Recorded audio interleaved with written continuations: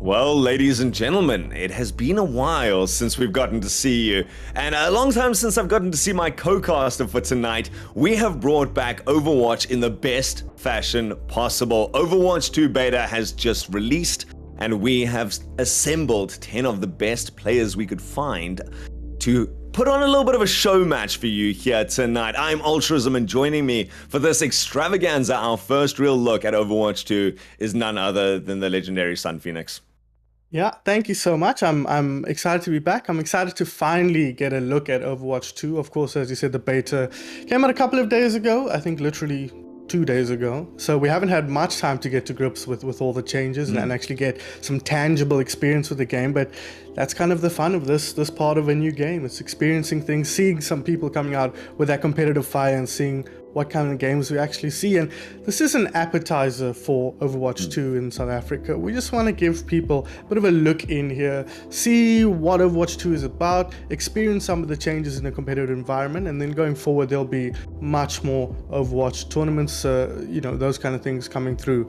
So if you didn't get in this time, don't worry, there's more to come very soon, I'm sure. And I'm excited to see what this group of 10 players brings for us today. Yeah, that's the thing. Overwatch 2 is here to shake everything up. We've got a new entire game, basically. It's now a 5v5 game mode instead of 6v6. There's new maps, there's a new hero in here. So many of the characters have been reworked. The entire structure of Overwatch has changed. But that doesn't mean we don't have some of the old talents coming through. You know, if you're good at a hero, chances are you can pick it up in Overwatch 2 and adjust it to the new dynamic. As for metas, as for old teams, rivalries, how much of that still carries through is yet to be seen, like you say. And like you said, the best part about this is the first of a whole new generation of esports in South Africa, basically. Overwatch 2 could change everything and maybe grab the hearts of a couple of new people.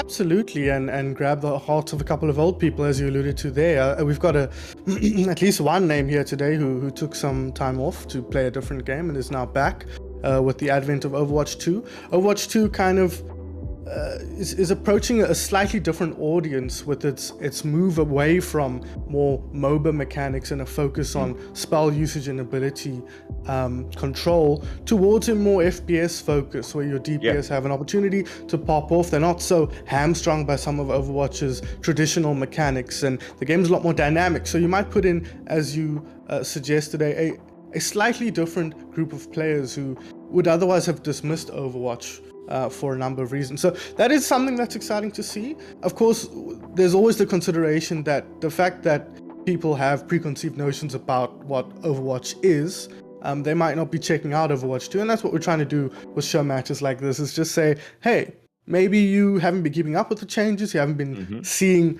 all the developments that have been going on with Overwatch 2, and so now you guys get to take a look and see how different the game actually is. Oh, you've got a friend there. I have to quickly apologize for my cat, ladies and gentlemen. I tried really hard to keep him off screen, but cat.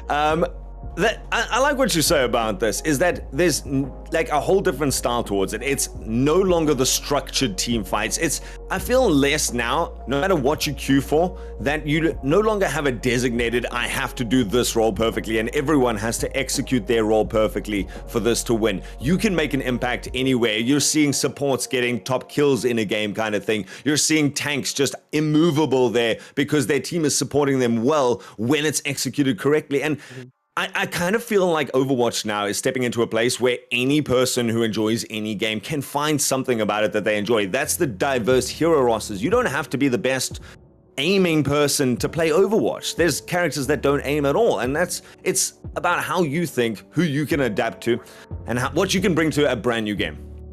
Yeah, absolutely, and I think for me that is a very exciting aspect of what we see. I think it's also just worth reminding everyone and mentioning, maybe reminding ourselves as well, Altruism. It has been out for 2 days, so we don't have exactly you and I know all about having a good sample size to really draw proper conclusions.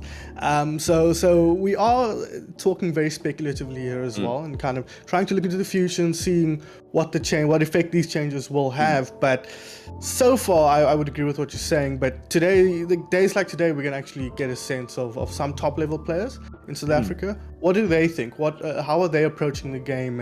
And you know, what does Overwatch 2 actually look like? And I think one of the major things is, of course, the new game mode push.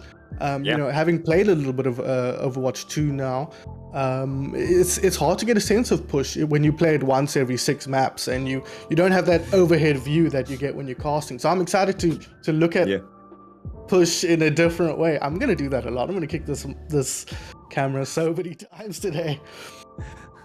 Well, I'm excited to get into this. If you guys are not aware of what we're doing tonight, the first and most important thing is we are playing for 12,500 rand. I had to just double check that figure because I'm like, I hope I'm not like overselling this. 12,500 rand up for grabs for these 10 players here today. Very, very exciting on that aspect. And like you say, very exciting to see what these experienced players can bring to this. What sort of strategies are going to come out? What new adaptations? We're going to see some weird stuff tonight, ladies and gentlemen. And as a caster, it's our job, you say like this, Sun Phoenix, that we have to try and predict the future. We have to try and really think out and see what's going on in the mind of these players. We have no idea. I'm putting that in right now. We have no idea. Like we can theory craft from the patch notes and from our personal experience, but our idea now and our idea in 6 months could be very, very different. So we'll do our best. We'll keep you updated. We'll certainly point out anything that's interesting as we go. But the way we are going to run it in terms of the teams is we have 2 captains. Mito, Newt, Well-renowned people in the scene are going to be picking from their lineup of 8 players, one at a time, and designating their roles at the exact same time. So you have to lock in a player to a certain role, and that could change up how the late draft could go if there's a limited number of players left. Yeah, that is something you have to consider, and this is something that Overwatch players won't be as familiar with, this kind of style. Of course, if you've played a MOBA, your captain's mode in Dota, for example, this is part and parcel of what Dota involves, drafting heroes for players. But this is a new experience for these captains, on top of the fact that Overwatch 2 is a brand new game for all intents and purposes. And looking at the drafts, you can see it on your screen now. We've got Newt and Mito captains, blue and red team, and we've got Zwoomy, who I think you can all figure out is Zwoom, formerly of OG and Team Gaming last year. And then we've got Sterling, and for those of you who don't know, Sterling is Aquatic. He's the player I mentioned coming back, spending some time playing competitive Apex. He's now been drawn back into Overwatch 2 here. Insane aim. Yes, Ridiculous. insane aim. I'm excited to see him on the Sojourn, for example. Yeah. I think that's a hero where he might be able to really thrive, even though we kind of think of him more as a hit scan player, more of a flick aiming player on the Widow, the Ashe, those kind of heroes. He excels at the Tracer, the Soldier, and Sojourn's really just kind of a mix of Widowmaker and Soldier in a lot of ways. So I'm excited to see what he can do in that. There. Apex Yeah, could be a exactly, very and the big mobility of Sojourn is so similar to the kind of mobility in Apex as well, so you should feel right at home on that hero. Very excited to see the rest of our roster going to be trickling in at this stage. We've already started to get the draft going each way. Newt Zwoomy, having played together a little bit in the past, picking up its Trizzle now. Newt and Trizzle having played on Beastie Boys again previously together. Very, very good teammates at this stage, and very excited to see what they can do. Trizzle picking up a very decent hit scan role on a lot of good players. A lot of the people that are very popular right now, people like the Tracer, those very mobile heroes that can get into the backline, threaten it with the reduced number of crowd controls in the game. Yes. Stuff like Cassidy's flashbang is no longer a stun, May no longer freezes. Even the hacks from Sombra are down to a single second of not being able to use your abilities. So if a Tracer can stay alive for a second, you can get out, kind of thing. It's going to be interesting to see how Trizzle can pick up, whether they even want to put him on the new Sojourn hero. Yeah, it's the kind of hero I think he would also excel on as well. You know, like you mentioned the Tracer, that's kind of, when I think Trizzle, I think of the Tracer. And just to put some speculation in here, we don't actually know what roles people are going to play, so we'll have to do some speculating. But I will say that once people are locked into a role, that is their role for the duration of this 7-game series. So you don't get, then it's not going to be switching of roles here. That's something the captains are going to have to take into mind when they pick players, just to reiterate that. And then also just to note that the captains are free to flex to a different role, because they'll get to pick, and then obviously the remaining role they'll get to fill in. So their role's not decided just yet. Looking at the draft here, we've just had Lavius drafted to Team 2 here, Mito's team. Lavius, of course, an old player, formerly of Goliath Gaming, a championship-winning team, alongside the likes of Blur and Lagbeast. An excellent hit scan player, but really oppressive on heroes like the Pharah as well. So I'm interested to see how he's going to fit in here.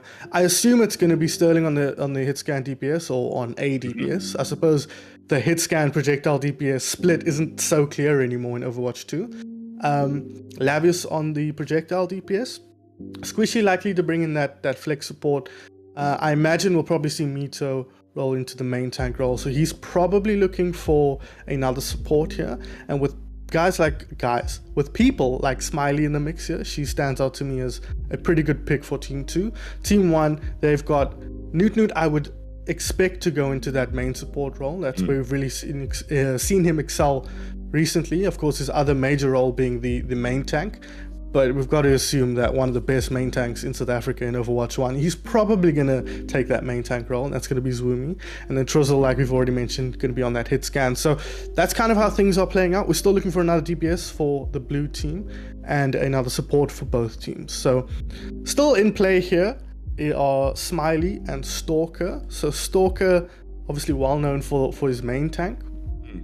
There's a lot of main tanks here in play today, actually. I wonder if Stalker might not fit well with Team 2 as well. We've got Ozma. Who is Ozma? Oh, Hamza. Oh, wow. That was That's too much for me so late on a Friday. Well known as a projectile DPS, but more recently as a support as well. So I must admit, Sunfinks, I don't know if you know, but they're doing the draft in Discord right now. We can actually see it, and you managed to call every single one of those correct. well, You know your I hate players, right? that you said that because it could have looked amazing when it went live and they were like, "Oh, I got everything right." Because I didn't know they were drafting in Discord. I was just making assumptions. But thank you. That's the amazing thing. It is going to be aquatic taking on that DPS backed up by Lavius from Mito's team. Just to give you guys a little bit of a tongue twister, if you want to cheer for your team in Twitch, the two teams have already picked their names. Mito has chosen Severin's got a girlfriend, so he's not here. And they've asked us to abbreviate that to SGGSHNH. We're not going to be saying that too many times. Nope. It's going to be Severin's got a girlfriend, Mito's team, or SGG. I'm pretty sure that's what Mito's team, yeah. Right? Phoenix, can we just like settle that for now? Yeah, probably SGG, SG, or Mito's team, or red or blue team, whatever color they are at the time. Indeed, and going up, Newt's team, going to be rounded off now, is Levo Victoria. I think it's pronounced Levo Victoria. Levo with a V. Liba? It would help if they weren't Team 1 and Team 2. But it is going to be Smiley joining Mito's team there. The Severin's got a girlfriend, so he's not here. Mito rounding it off nicely. Looking for that second support that you were talking about. Smiley, very well known. Mercy can get certainly some favor in this meta, not meta, we don't have a meta, but it's probably going to be the Anna that I've seen a lot of favoring towards from a lot of the pro players, the good DPS output as well as the healing output. You can get the grenades in now a little bit because there's no more shields, or not as many shields. It's a little bit easier to land those, and so Anna seems to be very favored, and from what I remember, Smiley can put up a pretty decent Anna. No, Smiley's more flex DPS, Lucio, Mercy, those kind of things. If you're putting somebody on this team on Anna, you're going to put Squishy on Anna. He's probably one of the better Annas in the country. Of course, formerly a DPS player, back to his time on ATK. The old ATK in 2019 when Goliath Gaming won VS that he was playing DPS for That's that memory, team. man. So it's all coming back to me. I came in here like I don't remember any of these players, where they come from, but once the brain juice starts to boil, everything starts to come to the front of your mind. Right. So we do see Stalker now being picked for Liba Victoria, and that is an interesting pick. I mean, obviously he didn't have a choice. Rip Stalker, last picked, unfortunately. Saving the best for last, maybe. We'll have to wait and see. But that does mean they have two stellar main tanks on their team. Now, ideally, we'd like to see them flex between those two. We know that Stalker might have some heroes that are better compared to Zwoom, who might have other heroes that are better. But Newton's going to have to pick here. I think he's probably put Zwoom on the main tank, right? Yeah. 100%. That's how it's worked out. Stalker gonna have to take that support role. And like you say, we don't know what tanks are good yet. Like Orisa's shown some favor, but you don't know. Maybe there is a composition that you want to run a wrecking ball on, a very unique hero that you need someone with a bit of specialization. Maybe you got a designated Ryan player who you would love to put in, like Stalker. Very good on that sort of get in your face kind of hero. And now they can't really run those options, so a lot to be done. How do you think Stalker's going to be able to swap across that support role? I have no idea. Look, most of these players are extremely flexible, especially when we're not talking about the tippy top of competitive Overwatch in South Africa, given that we've had 2 days of game time with Overwatch 2. I'm sure he is fine. He's comfortable on it. I've never ever seen him play support, but I have faith that he will be able to cope fine with this. And he's got good players around him. That's going to make his life quite a bit easier. And of course, he knows the flow of playing main tank in Overwatch 1 at least. It's now completely different, but that's another story. We'll get into that, I'm sure. And so he's going to be totally okay with, I think, that. Looking at the two teams, though, Altruism, if I had to pick a favorite here, and since I'm suggesting it myself, I'm pretty confident. I'm looking at SGG, and they look pretty stellar to me. I'm seeing a lot of playmakers here, a lot of potential carry players. that can really pop off in a big way. And I think that's something that Overwatch 2 is encouraging. So that to me suggests that STG might have a bit of an advantage here. But Viva Victoria, plenty of stellar players on their own team. So I'm interested to see how that dynamic works out. You know, the big thing to me is Sterling / Aquatic and Lavius on the same team with not as many shields to contest. Yes. Means heads are going to be clicked if people step out of position. Some scary stuff right there. Right? Absolutely. Like whoever's out of position, whoever's not paying the slightest bit of attention to the random flank that one of these two is going to go on. I mean, also Aquatic, an ex-Tracer player, if I'm not mistaken. Yes. Love that sort of get in the back lines, and with the more chaotic nature, maybe these players are not going to be as familiar considering how many new maps we've got. Yeah. 2 days playtime does not a pro Tracer make, or it certainly doesn't give you the awareness as for one of the supports perhaps to know all the angles you've got to cover against a potential Widowmaker who's going to be jumping around a corner kind of thing. Exactly. Scary stuff. It's very scary. And I'm looking at the opposite team and I'm like, Trizzle's good. But if you asked me to pick between Aquatic and Trizzle, I'd probably say Aquatic's the safer option to pop off more frequently, right? No disrespect to Trizzle. I'm sure Trizzle would say the same thing. Hamza as well, he's been spending a lot of time in support jail, playing that flex support quite a lot, but also spending a lot of time on Mercy, at least last year, if memory serves, and flexing in and out of that Beastie Boys, BBB? Beastie Boys something. Doesn't matter. Bros. Beastie Boys bros. He was flexing in and out with somebody else. They were flexing their lineup quite a bit. So he's been out of the DPS game at this level for quite a bit, and he did play it before. So I'm sure he'll be able to hold his own. But again, looking at Aquatic and Lavius on the other side, you're like, oof, that's some scary stuff to fly into. Yeah, and you got to remember, guys, the difference is top team. The winning team at the end of our best of 7 is going to get 10,000 Rand. Second place, first runner up, we'll say, is going to get the 2,500. So still a little bit of pizza money to take home at the end of that. But I'm excited to see how this is breaking down. And what a way to get us started of the first of our 7 maps, the new push game mode. It is Colosseo.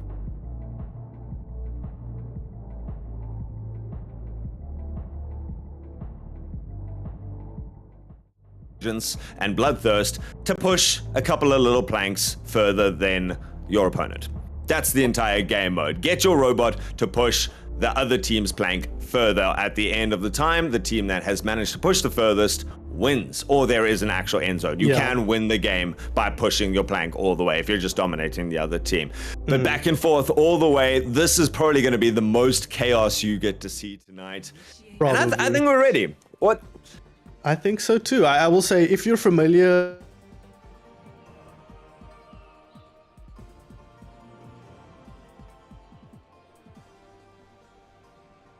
with that, then you'll have of how this all comes together. But Colosseo, it irks me to no end that it's called Colosseo and not Colosseum or something. I'm sure there's a good reason for that. But is it just because it's the area of the Colosseum? Like, it's the general greater area? Like, is that the Colosseum is the means? building. The Colosseum is the big round building, dude. So I'm pretty sure the Colosseo is like the area around, but don't quote me on that. The internet, please come roast me. I've opened myself up to having an opinion. Anyway, time for having I don't speak Italian, so I couldn't say for sure either. At me on Twitter, guys, if you want to. At Ultrasm. Follow me while you're there. Yeah. We get to see. Oh, this is. I worry about locking things in too early, but I see a May coming out, which we haven't talked about. Whereas a much more mobile and deadly pick-off potential composition coming out from Severin's got a girlfriend, so he's not here. Mito's team. Yeah, that is very true. Of course, we've got that Doomfist, now a tank. He's going to jump in straight away here on the front line. Already pressured down and taken away. So, great start here for our blue team. Yeah, I like it. Using that May wall to cut off that fight in the center, just gets some position and gets a nice kill on Smiley. Going to go down. And so the possession of the robot, you'll see now in the firm possession of the blue team, going to start pushing this plank further. A little bit of, if you guys are not familiar with the overlay yet, at the very top, you can see how far each team has pushed. And in 7 minutes time, a maximum of 7 minutes time, one of these two teams will take our first map. Re-engagement coming out from Mito's team. Seven's got to go from an SGG. Pinned in the backline. Mito not aware yet of the limits of the new Doomfist. Tank gets shut down, gets isolated. And it seems like Levo Victoria is managing to keep their structure very well so far. Yeah, it does seem that way, and that's, you hit the nail on the head there. Mito's not comfortable on the new Doomfist. It's not the old Doomfist. You can't go in, execute someone, and get out. You've got to kind of play with a little bit more of a considerate mindset. And once again, he goes down. Of course, that fight was a little bit already finished, but so far, my prediction has been off the mark, and I'm happy to see that. But it looks like our blue team is firmly in control of the match so far. Definitely, there is still a long time, and you know, there's a wonderful comeback mechanic built into this game mode that if you're ahead, it's harder for you to get more ahead. There's always a counter. Meanwhile, we get a lovely tactical visor coming out from deep in the backline. Trizzle manages to take out Sterling and Lavius on the other side. Both DPS falling. Smiley gonna drop soon afterwards. And such a rally comes out here from Levo Victoria. And you can see, this is still Overwatch, right? Overwatch is not so fundamentally different that it's unrecognizable. Ultimate economy is still critical. Using your ultimates effectively is still a big part of success in Overwatch 2, and that's what we saw coming out of Trizzle there. Great movement from the team as well. Take note as well, guys. One person on the cart is the same as 5 people on the cart, so you don't need to stack heroes. As long as you got one hero pushing the robot, you'll be A-okay and moving at max speed. Now, tactical visor coming from the other side though. Oh, comboed with the EMP in the backline, but Squishy, Sterling starting to light up the kill feed. The boop off the edge sends 2 down. And actually still manages for Mito's team to rally around this, stop the progression of that payload, and turn the robot around. Very big combo of ultimates at the beginning. Sterling, it looked like for a second he wasn't actually going to get a lot because everyone from Severin's team, Levo, was kind of just hiding, and now we see, oh no, this is not the fight that Mito would have wanted to start. Use that Fortify to get up, but the damage cleaving through from the new Mei doesn't freeze, but does kill. Here comes the Terra Surge of Orisa. Gloomy now controlling this area and taking it back away from Mito. That was a short-lived rally. Yeah, that's very, very nice play from them. And again, it's Mito playing a little bit too aggressively here. Maybe not quite used to not having the off-tank at his side that's going to kind of support you and allow you to play a little bit more aggressively. No shield as well for Orisa. There's so many changes to Orisa. We'd be here all day if I had to run through them all. But yeah, it's a different hero. All the tanks are very different now, and there's only one of you. So you kind of have to play with a little bit more of a considerate mindset. But things are going to start off here with the sound barrier. Oh, Mito again, just pushing very deep in there, having no escape, and the rest of the team couldn't really support in, just navigating these crisscrossing pathways.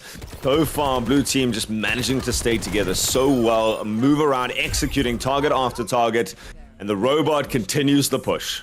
Yeah, there's...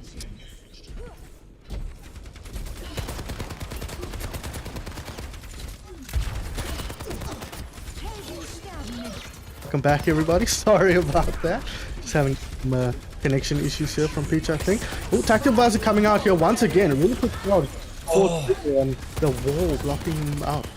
But that's okay, it blocked the Terra Surge. It was just in time to stop Mito from pulling everyone in, kept Trizzle safe, and dropped it just afterwards. Still, everyone else from the red side was able to get to safety. Now another wall, this time blocking the opponent's visors, shutting off Aquatic for a little bit, even managing to get a kill there on the front line. Mito again pushed a little too far forward. It is going to be the blue team pushing in. That lovely little hexagon in the center is as far as they need to go. It's going to be a swap to the Reaper. Mito jumping in forward. Pushing past the Blizzard. Big anti-hero heal grenade leaves everyone purple. Still a lot of people alive on this blue side, still trying to keep this payload going. 2.5 minutes still on the clock, so no matter what happens with this blue team, they aren't going to give away possession. Gonna have a turn around the long way, but man, that is a long distance that they've covered so far. Yeah, and the thing about push, as you mentioned, is the spawn gets closer and closer to the opponent, so it gets easier and easier for them to defend. So we might see a lot of this getting near the end, but getting forced back slowly but surely. But advantage clearly for the blue team here. This team's like, that's a huge ultimate. huge Swoomy managing to get the Terra Surge off, controls everyone. Trizzle able to now just clean up the last little bit of the fight. Going to be able to take control of the payload. No, Mito does learn some limits and pushes forwards with that javelin spin. Able to shut down the damage and put on some aggression at the same time. Lovely use of this. Now Mito gonna get pocket up here. Smiley going for that Mercy, and the Rez in the middle of this has to contest with this Coalescence, and now the Tactical Visor coming in from Trizzle over the top. Cleans up the fight quickly. It's gonna be Red suffering casualties all over. Big counter attack. And yet again, the Reds push back to defend their last stand. Zwoomy has now switched onto the Reinhardt, a lot tankier, a lot more options for mobility with his charge. 2 charges on the Fire Strike as well, so a lot of options to do damage here. And Zwoomy's going to be able to get aggressive with the Lucio at his back. Really though, it's Hamzo for me who's been standing out. The Mei walls have been so good, another great one, backed up with the Sound Barrier. Stand barrier allows Swoosh to really stay alive, stand strong with this big damage mitigation of the Reinhardt. He's going to have a shield now to be able to try shut this down, but the wall going to come through. That was clutch. Pinning the Orisa towards the side means Mito is going to go through. Death Blossom left on a empty point there. Doesn't manage to clear up everyone. It's going to be the re-engage now. Trizzle leading that. Zwoomy getting the Fire Strike kill. Just a couple of meters left here for the blue team, and they're going to be able to clean this up despite your predictions. Coming through with a dominating performance. Last fight attempt. Mito trying to contest this, using the Fortify, getting the Mercy pockets. Even the super jump over the top there keeps Smiley out of danger for a bit, but it's just so little. He can only hold on for so long against this onslaught. That is Trizzle's side, and the Earth Shadow. What a way to finish it out here in our first game. Liver Victoria going to be taking this one. Liber Victoria, there we go. That was really, really impressive. Liber Victoria. They look like a well-oiled machine, like they'd been playing together for months and months practicing, but we know that's literally impossible given that it's only been 2 days since the game was released. So that was very, very impressive. The way they were moving as a unit, the way they were pouncing on the opportunities that people like Hamza made for them. They weren't leaving their tanks out to dry, and Zwoomy wasn't overextending, which really helped with that. That was, I was thinking to myself when I made the suggestion that SGG were going to sort of come out on top here, that these two teams were not going to have that synergy that we see from more experienced units. But when Liber Victoria really, really impressed me with how synergistically they operated there. And they didn't give the space for people like Lavius and Aquatic to pop off in the way that we might have expected them to. And to be fair, Lavius and Aquatic were leaning on more stable heroes. You know, the Reaper towards the end there from Lavius, Sterling on the Soldier, not really heroes that can make space for the team in a big way. And Hamzo shutting them down consistently with the Mei wall also really made life difficult for them. So that I'm impressed with Liber Victoria after watching that game. Yeah, it was a battle of just the fact that Liber did not die. For most of it. They played very well. They didn't over-aggress. They played the basics so well. They stuck together and moved as a unit around. There was a lot of poking, a lot of prodding. Even just the initial team comp coming out with the Sombra there. I think it was Aquatic running the Sombra at that stage. These are not toe-to-toe fighters. These are not guys who are going to walk at you and take a fight against you. They're going to try and get the little picks from the side. You know, little things like that. Sorry, it was Lavius on the Sombra, if I'm not mistaken. Lavius, because Aquatic was playing the Soldier. It was guys who want to get an off angle, guys who want to get that little bit. Maybe they expected a little bit more trepidation, a little bit more respect out of their opponents, where they were going, these guys are going to take it slow and poke and prod and just feel it out. This isn't control points. That's what control points were from in Overwatch 1. This was push. This was just about momentum. And what a way to roll through the first game. Yeah, no, absolutely, completely dominant, probably as dominant as you'll see in push. I think you're always going to have matches that, even if one team is really dominant, you're very seldom going to have that kind of King's Row push from the beginning of the map to the end of the map without getting stopped once. I think with how the spawns work out and all of that, usually there'll be at least some pushback. So that was maybe about as dominant as you might see in push, and very, very impressive stuff from Liber Victoria. I maybe would have liked to have seen Mito on something more aggressive, but that wasn't the Doomfist. I think the Orisa is very good. She's like super, super strong right now, maybe the strongest tank, but maybe something that could make a little bit more space is not so scared of the Mei wall. You know, something like a Winston, he's not in a great spot right now. Diva's also not in a great spot right now. Wrecking She's Ball? good, but not amazing. But just something to sow some chaos in there into the Liber Victoria kind of core, because they were sticking together and moving together so well.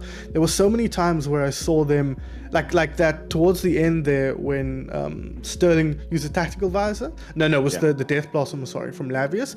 Nobody in the area, but the whole team is still alive and still together, but off to the side, waiting for it to end, and then they pounce back in once the opportunity presents itself. That was some serious coordination there that you don't see from teams who've been playing together for 6 months, let alone half an hour.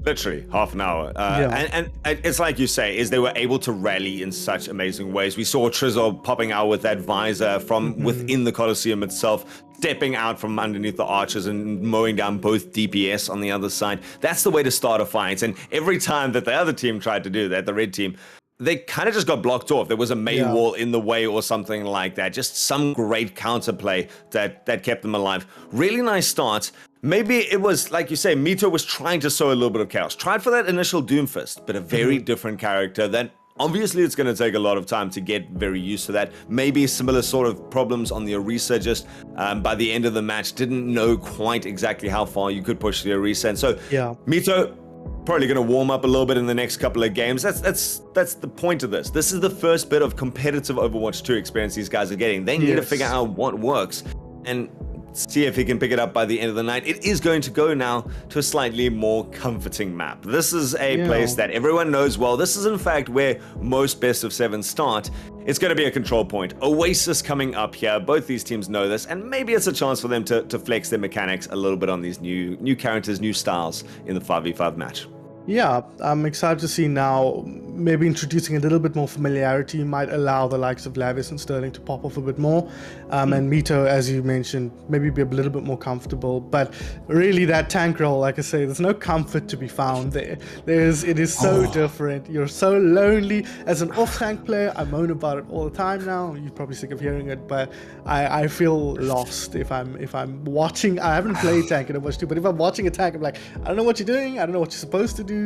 It's really different now, and we're kind of feeling out what it means to play tank in Overwatch 2, and that's a journey everyone's going on. But I will say Zwoomy seems super on top of it, and we know he's the kind of player who will jump in and grind super hard, on top of the fact that he's just ultra skilled in general. Of course, former Grandmaster, one of the highest ranked players in South Africa on the tank role. So if anyone's going to crack the code here in the context of South Africa, it's probably going to be Zwoomy. So keeping an eye on him to kind of show us, hey, here's how you play tank. Of course, Overwatch League starts next week as well.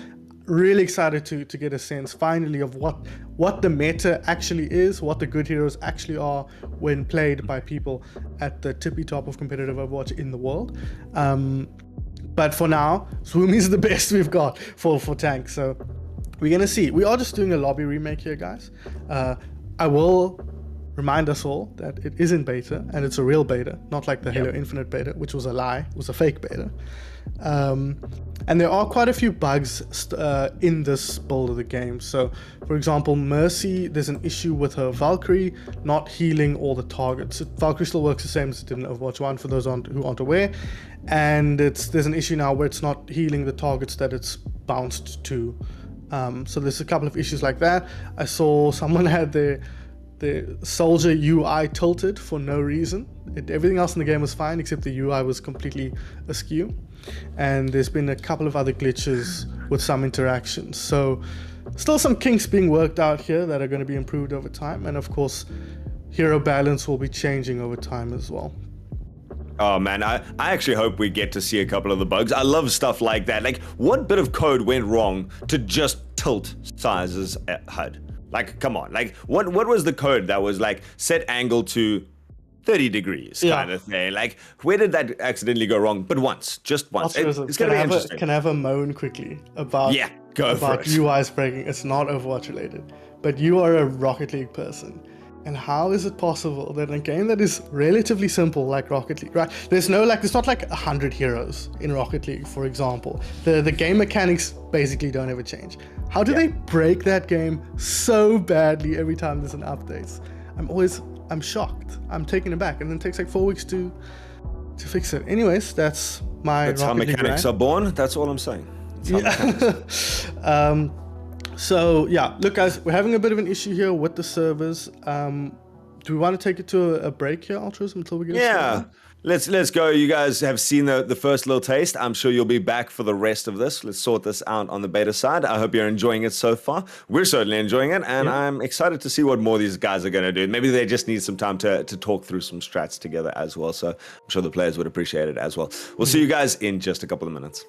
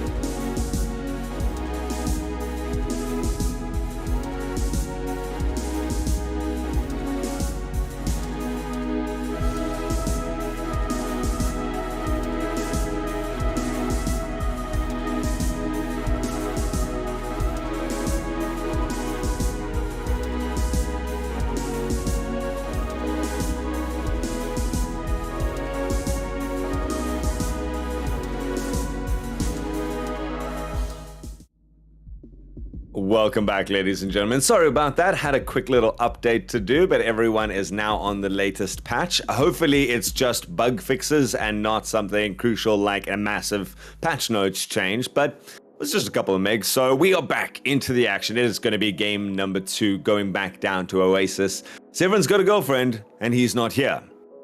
Has definitely taken the first game by a large margin so far. Being other way around. Liebe Victoria. Liebe Victoria is taking the game. Severin's got a girlfriend is just very sad. Yeah. So for many reasons, I'm sure, but chief amongst them right now, they got dominated that last game. Yeah, it was not close. We're not going to sugarcoat it for you guys. Did they actually push it at all? I don't think so. No. No, I don't think they got to the other side of the starting location. Yeah. So literally as much as possible in that last one, unfortunately. Pretty much. But I will say, just as a reminder, this is the second day. You can hear me say it a lot. This is the second or third day that we've had access to Overwatch 2. People are still learning the ropes. There's plenty of time left in the series for SGG to figure out some stuff. Yeah. To figure out what works for them and to execute. We know these five players, Mito, Aquatic, Lavius, Smiley, Squishy. If that was a competitive team, you'd be scared of that team. So we know they've got it in them. It's just a matter of figuring out exactly what configuration of heroes, players, and playstyles works best for them.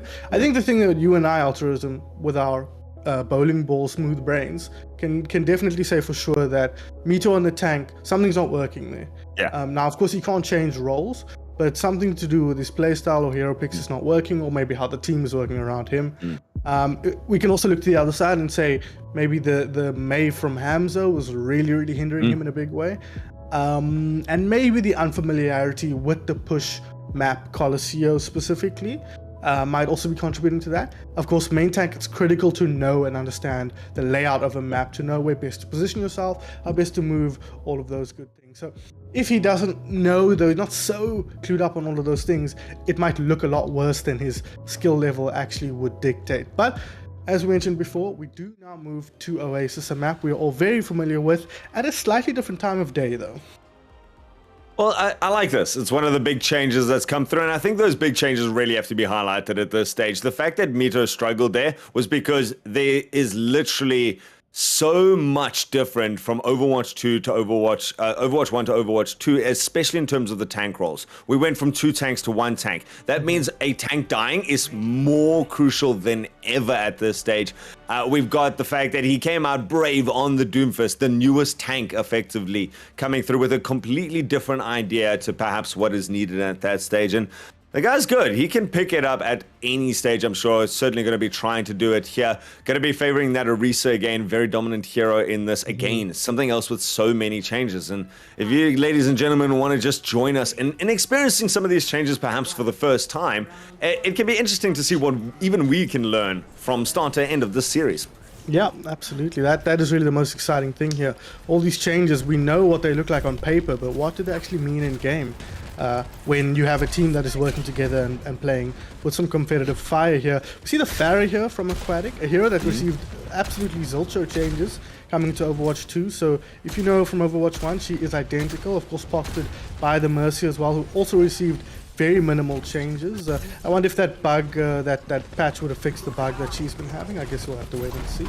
But so far, pretty slow, static start. Oh, but a great wall starting off. Oh no, but they were still trapped on the wrong side. So much damage trapped behind that wall. A good counterattack trying to rally for the blue side now. They've got a little bit to worry about in the aerial presence of Aquatic. Backed up by Smiley still. Sterling going to be able to take that first one, and now it's Zumi left alone.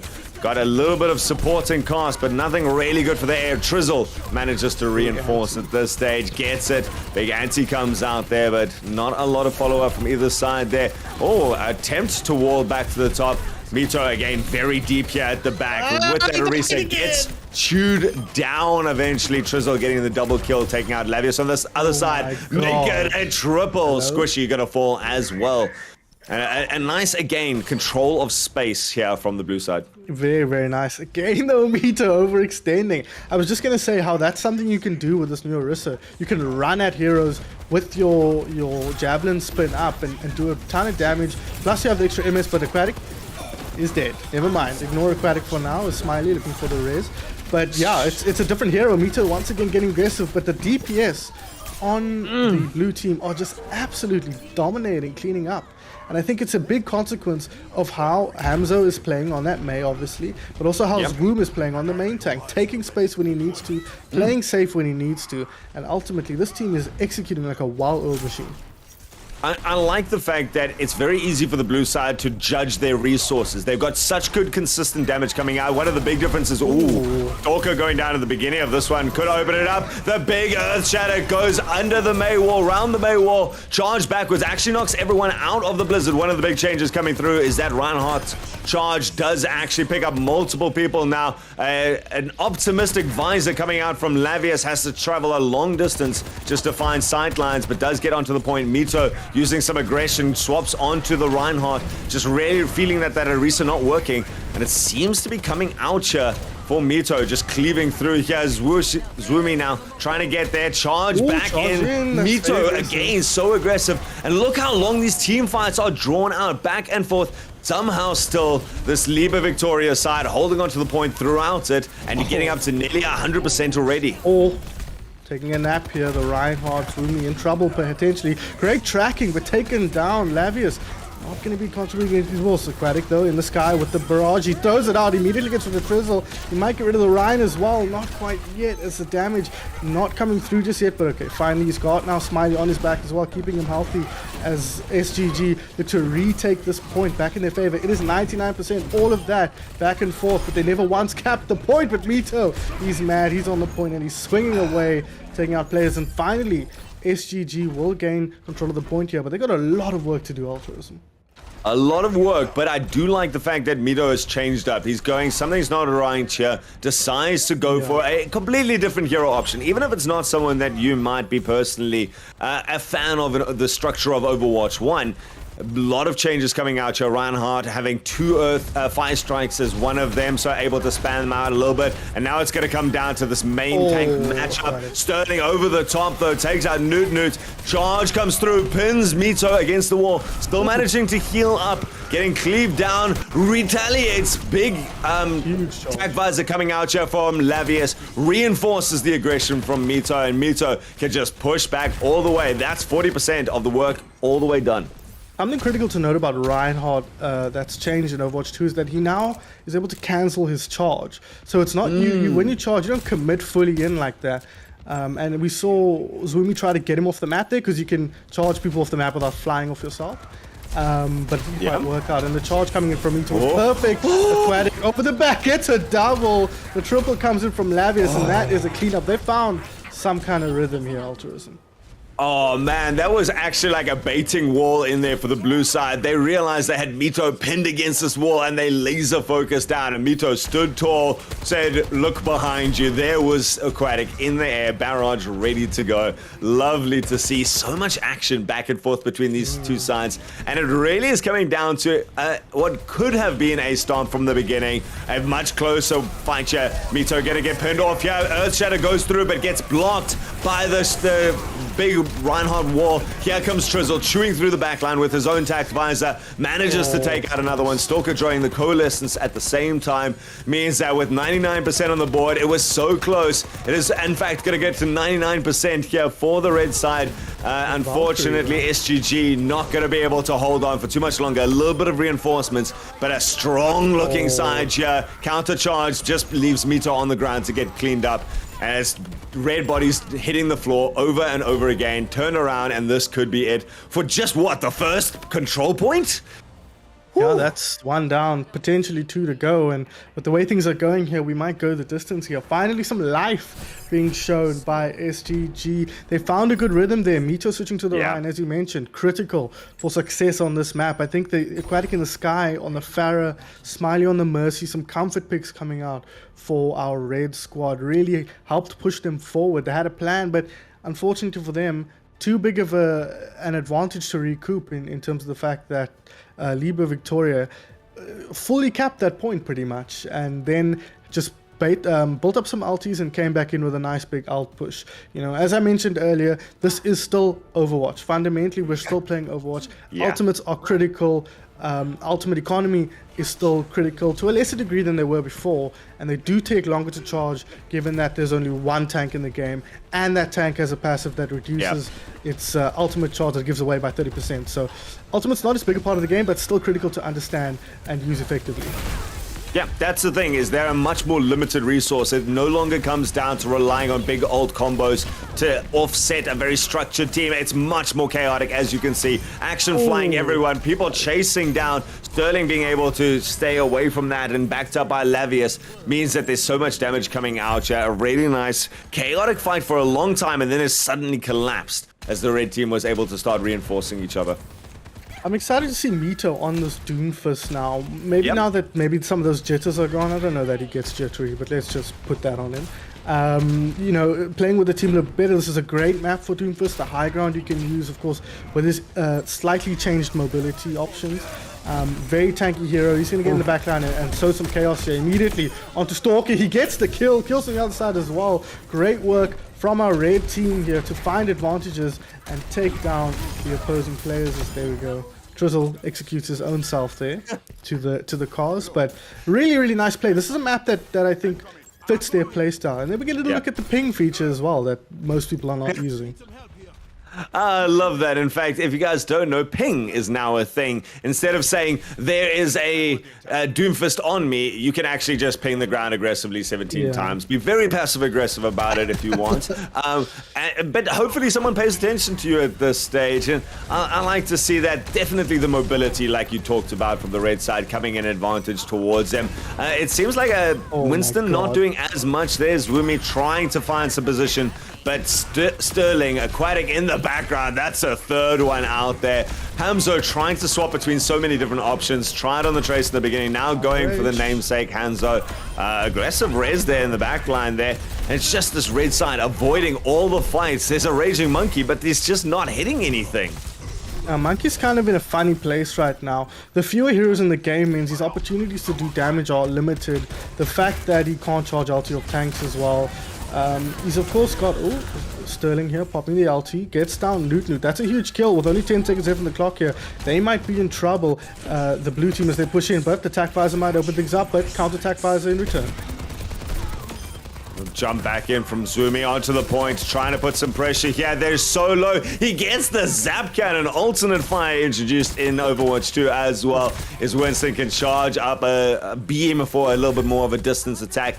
And it is going to be Liber Victoria managing to now take control of this point. Zwumi going to threaten the high ground. Cannot seem to chew through the Mercy healing. Is going to re-engage straight away. Just keep these supports occupied here from SGG. Zwumi though going very low. Gets picked up by the Mercy pocket. Manages to keep him alive for a little bit. Stalker going to pay with their life though. Mito proving for a very mobile tank, and it's now just clean up city on 99%. It looks like Mito's team going to be able to pick up their first point. It's not over yet though, but it's close. It's pretty much over. Well, they even need a touch here. I don't think they are. Overtime ticks down and they do equalize, so we are going the distance here, and that was way more dominant for SGG than the previous map had been for Liber Victoria. So they're finding a rhythm here, Altruism, and I think it's very interesting to take a big takeaway for me from that map is that Winston is kind of bad. He really struggles because of the fact that the supports all have that passive healing. He can't back and forth in there. He can't force the supports to focus their attention on each other, because if they can just stay away from him for long enough, they'll start to get that healing back, and he has to commit very heavily for that. The right-click charge, Tesla shock, whatever it's called, is nice, but it does very little. It doesn't do that much damage. And it really doesn't. If you don't hit that combo of the pounce damage, the melee before you land, a little bit of Tesla and a right click, you're not going to get kills, because then you have to back out and then they just heal up. So Winston's in a kind of an awkward spot right now, but we're going to get a look at another tank here. Zumi going to be switching to the Diva, my personal favorite hero in Overwatch 1. So I'm excited to see what he can do with her in Overwatch 2.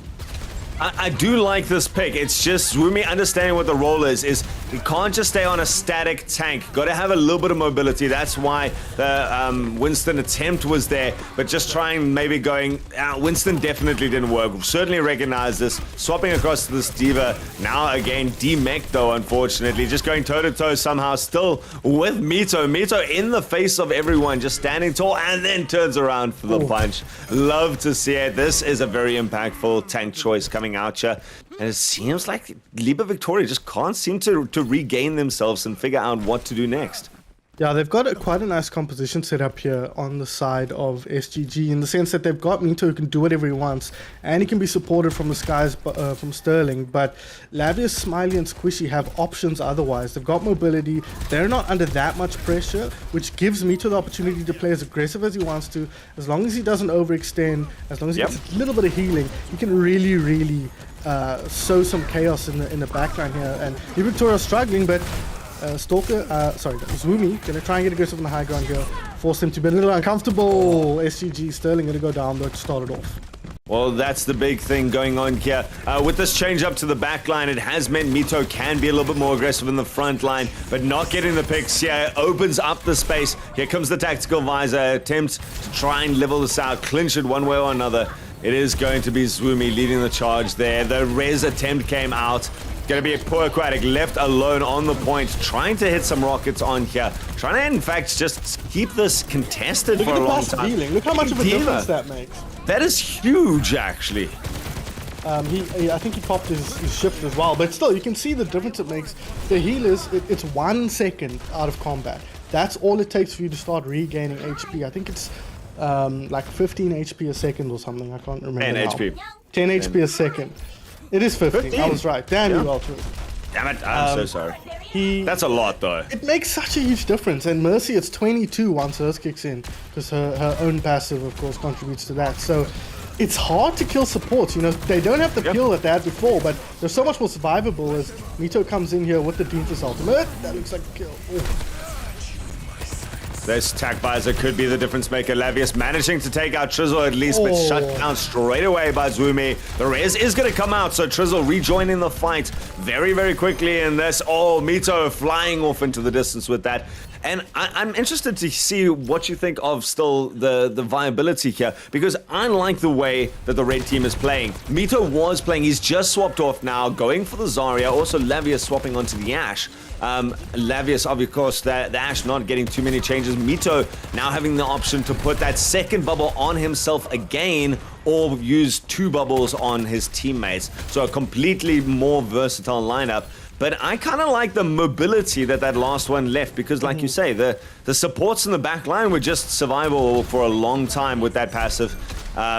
Just, I guess, the consistent damage from Trizzle and Hamza. Yeah, you're talking about Mito switching to Zarya here. You know, yeah, why is the mobility no longer working? It can be a number of things. They don't have the game quite so figured out where you can say for sure, here's what he's thinking. It might just be a comfort thing, and look at that.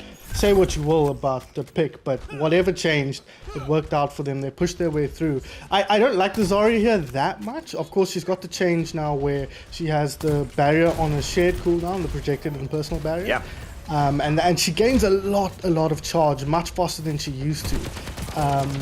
So she does a lot of damage, but she feels a bit static in the way this has been played out. But let's see how it unfolds here. So going to get aggressive. He needs to be careful. Going to try and beat a hasty retreat here, but he's in a lot of damage. Aquatic though from the backline, Altruism.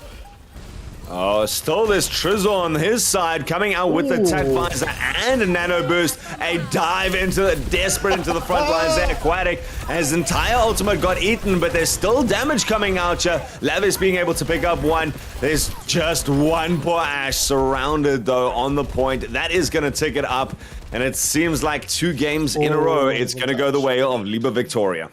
Yeah, still looking like the better of the 2 squads here, but you got to give it to their opponents here. SGG really picked up. They really found something that they didn't have in that first round. But I will also say that this is a map type that breeds chaos a little bit more effectively, as we see Trizzle here dominating on the Soldier. Really strong performance from him. We knew this would be a hero that he would thrive on, but so far he's had the better of his opponents, perhaps. a direct result of the fact that his team is operating a bit more smoothly. But we're seeing a dichotomy of styles here, a more stable style from Liva Victoria. They've got something figured out with how they want to play. We're seeing consistency between their picks throughout the maps, with Zoom flexing onto more aggressive mobile tanks if he needs to, or else playing a more static tank. But the rest of the playstyle is quite stable for Liva Victoria. SGG, you can see, are trying some things, figuring some stuff out. And they seem to be thriving on a more chaotic style. So I wonder if that's going to be the difference between these two teams here. It's going to be, can Liva Victoria sort of clip the wings of SGG, or RCG going to be able to force Liva Victoria into uncomfortable positions and take advantage of that? I think for me, the key coming out of that was noticing Aquatic on the Pharah. He's very difficult to deal with, and he's forcing a lot of attention away from Mito. I think that's part of why Mito got so much more down on the Doomfist, is because now he's not jumping in alone and then getting smoked.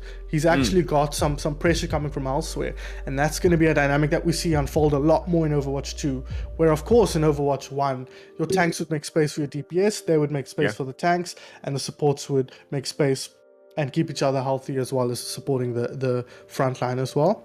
But that's going to be much more of a dynamic in Overwatch 2. So we're kind of teasing things out here, Altruism, getting a sense of what we might see going forward. Yeah, 100%. It's just little combos. Like Doomfist now doesn't have the damage on his own, so you pair it with a Pharah. Pharah gets a good rocket, calls out their target, and then your Doomfist can go in for a little bit more of a snipe play. You know, it's not a solo assassin anymore, but it's still a very good assassin with that survivability to now get out on the other side. You know, disrupts the play. When you've got supports that you can kind of leave a little bit more alone in your backline, it frees Mito to then take that opportunity and constantly be working with the DPS at that stage. And like you say, creativity versus static reliability coming out here between these two teams. And it's going to be up to Mito and the rest of the squad. From Severin's got a girlfriend, so he's not here, to see if they can outmaneuver, out-mechanic, out-creative, out-chaos their opponents at any stage. They've 2 games down at this stage. But it is going to the South African favorite, Kings Row. And if we don't get to see a Reinhardt matchup, look at our guys respecting the Reinhardt matchup straight from the beginning. It is Kings Row, ladies and gentlemen. Doesn't it feel a bit naked out the Zarya, though? Don't you feel like something is missing here? Oh, no, there's a mate. There's a mate. I'm happy. That's true. And Hamza has been super effective on that hero. Yeah. And this is a map where he should get a ton of value on the defense. We also get a first look here. Oh no, he took it away from me. Lavius was on the Sojourn there briefly, but he baited me into starting to talk about it. He is going to stay on the Soldier now as they come forward, but eyes going to have to be on Hamza here and on the Rhines, because you're not playing Kings Row like you used to play Kings Row. You're not working together with the Zarya. You got to be a little bit more measured in how you approach things, and Zwoomy to me feels like the more measured of the two players. Oh, big clash comes out and pin backwards. The charges come through. Both tanks very survivable at this stage. Zwoomy actually going to be the one to go down. Just so much space created there by the aggression of Mito. This time paying off, and he certainly seems to be picking up this Reinhardt well. Now just swinging away at the poor Mei. And Mei, of course, cannot freeze anymore. It's just a cleaving beam of 100 damage per second. That's roughly equivalent to a 40% Zarya, if you didn't know. Little facts that you get from way too many hours of YouTube, but a lot of damage for anyone to actually stand up against, tank or DPS. I also watched that video. I will say that Aquatic is neutralizing the effectiveness of the Mei here very effectively with the Pharah. It's you can see Hamza's not getting as much value. If Mito gets cut off from his team, Sterling's still coming in over the top, putting the pressure on, and a huge anti-heal from Squishy there, also helping secure that kill onto Zwoomy. Zwoomy's now moved on to the Orisa here, not feeling like the Ryan is giving him what he's looking for. As we've said many times, Orisa, maybe the best tank right now, but still not that comfortable for these players as they look to get aggressive now. Gonna come down to ultimates again. Aquatic coming out yet again with a massive barrage over the top there, protected nicely, and now it's cleanup crew. And like you say, at the end of the day, it's Overwatch, a big team wipe like that. Oh, team kill. That's the first time I've heard that in Overwatch 2. Yeah. Something's never changed, right? But a good ult combo, a good positioning with the barrage. The classics are still there. Yeah, absolutely they are. And of course, you know, multi-kills are more effective now with one fewer player in the game. A double kill is now 2/5 of the team instead of a third, so it really makes a much bigger difference than it did before. Oh, big shatter! That is a triple, and another quick cleanup to secure the second point here. Man, Zwoomy just staying alive for so long, though. It just shows the resilience of these tanks. Slowly, patiently, payload finally gets to the payload, actually gets to the checkpoint. A good, quick push here coming out there. Certainly, Kings Row showing that these teams know how to play the angles at least. They know how to play around the corners, and the old heroes coming through here. I mean, very early beats coming out here at the start, leading Trizzle to just launch ahead, trying to combo it with the May War. It has separated off Mito. Mito's in a precarious situation now, fleeing for his life up the stairs, going to be coming in over the top. Aquatic still has that barrage in the tank. So does Hamzo. Here comes Hamzo's lovely blizzard into the front. Freezes up Mito. That's going to be him dead. No. The healing coming out from the backline. Squishy on that Ana that you were talking about previously. Keeping Mito alive. Unfortunately, the rest of the team going to go down. And you got to think that it's just a matter of time. Nope. Manages to still retract all the way back. But a good counter to finally stop the momentum of this payload. Yeah, you see that a lot. We were talking about it before we went live. The tanks are able to, the main tanks, are able to stay alive. Big barrage coming over the front here. The Javelin Spin going to keep the damage from being too overpowering, but still more than enough follow-up here for SGG to put the pressure on. Once again, Zwoomy, last man standing. The Terror Surge will get rid of Squishy, but it is dire straits here for Liber Victoria after such a dominant start to this series. Aquatic on this Pharah, I think, is just giving them a dimension that they were lacking before on the side of SGG. Yeah. Literally a vertical dimension, and so little contested. Trizzle trying so hard to do that, but has to compete with so many other players as well. You can see that reliance on Trizzle. The res comes out there. Squishy manages to take out Zwoomy, so no tank line coming out here for Liber Victoria into this. And you can see the aggression from Mito. There's increased turn rates, by the way, on that charge. Yeah, that is not a bug. That is how much you can spin around corners right now to get them what you want. And what a way to clean up that final point. Mito's aggression and that hammer in his hands is a lethal combination. You could see Hamza as well looking to stun him out of the charge, but unfortunately Cassidy doesn't have a stun anymore, does he? They removed that, and that's a trend you'll see across the board here in Overwatch 2. Much less CC, much to the, well, I'm sure all of the tank players are so thankful because it was oppressive. As you mentioned before, Altruism, of course, no more freeze on May. They've nerfed how much damage her wall can take. Each pillar can't take as much damage. A lot of the crowd control has been removed or at least limited in their effectiveness, and that means you can get aggressive on heroes like Ryan. We saw Zwoomy scrambling a little bit there towards the end, kind of feeling like he wasn't sure what was going to work for him. He moved into the Doomfist towards the end. I think the Orisa was maybe the right pick, but they executed that sort of last team fight very poorly with the very early sound barrier and then speed boost forward. The tactical visor didn't get any value because the only target they could actually shoot was Mito, who just backed up. He had a support on his back. Squishy was keeping him alive, while Sterling and Smiley were on the high ground, just hiding away. So they burnt 2 ultimates there for absolutely nothing, and then just got steamrolled by the counter push. So struggling a little bit here. You can see that momentum still carries big weight here in Overwatch 2, and if you can't stymie that, it's very difficult to get control of the game once again. Some creativity coming out here. Hamzo going to be swapping onto that Genji for the first time that we're seeing here. Newt also picking up a new addition in the Zenyatta. Just looking for some nice long-range damage from the supports there with those Discord orbs. And Newt going to pick it up straight away. proving that he can click just as well as the DPS. Is now Zwumi taking a high ground, kind of just disorientated with where the threat is actually coming from. And again, it dissolves into a chaotic fight. Trizzle picks up a double kill, taking out the entire pharmacy combo. The charge comes through from Mito to try and save the support, and doing a good job of it. Backs up into the hotel. The Elderworth, though, going to provide very little long-lasting support as Mito charges against across the entire point, leaves the support alone to try and contest this. Zwumi swooping in there, and eventually Mito going to go down. A nice long contest there. In fact, it's bought time for the pharmacy to come back, so they're going to hold on for a little bit longer. Lavius trying to take advantage of that high ground there. Man, these team fights draw out for a long time in Overwatch 2.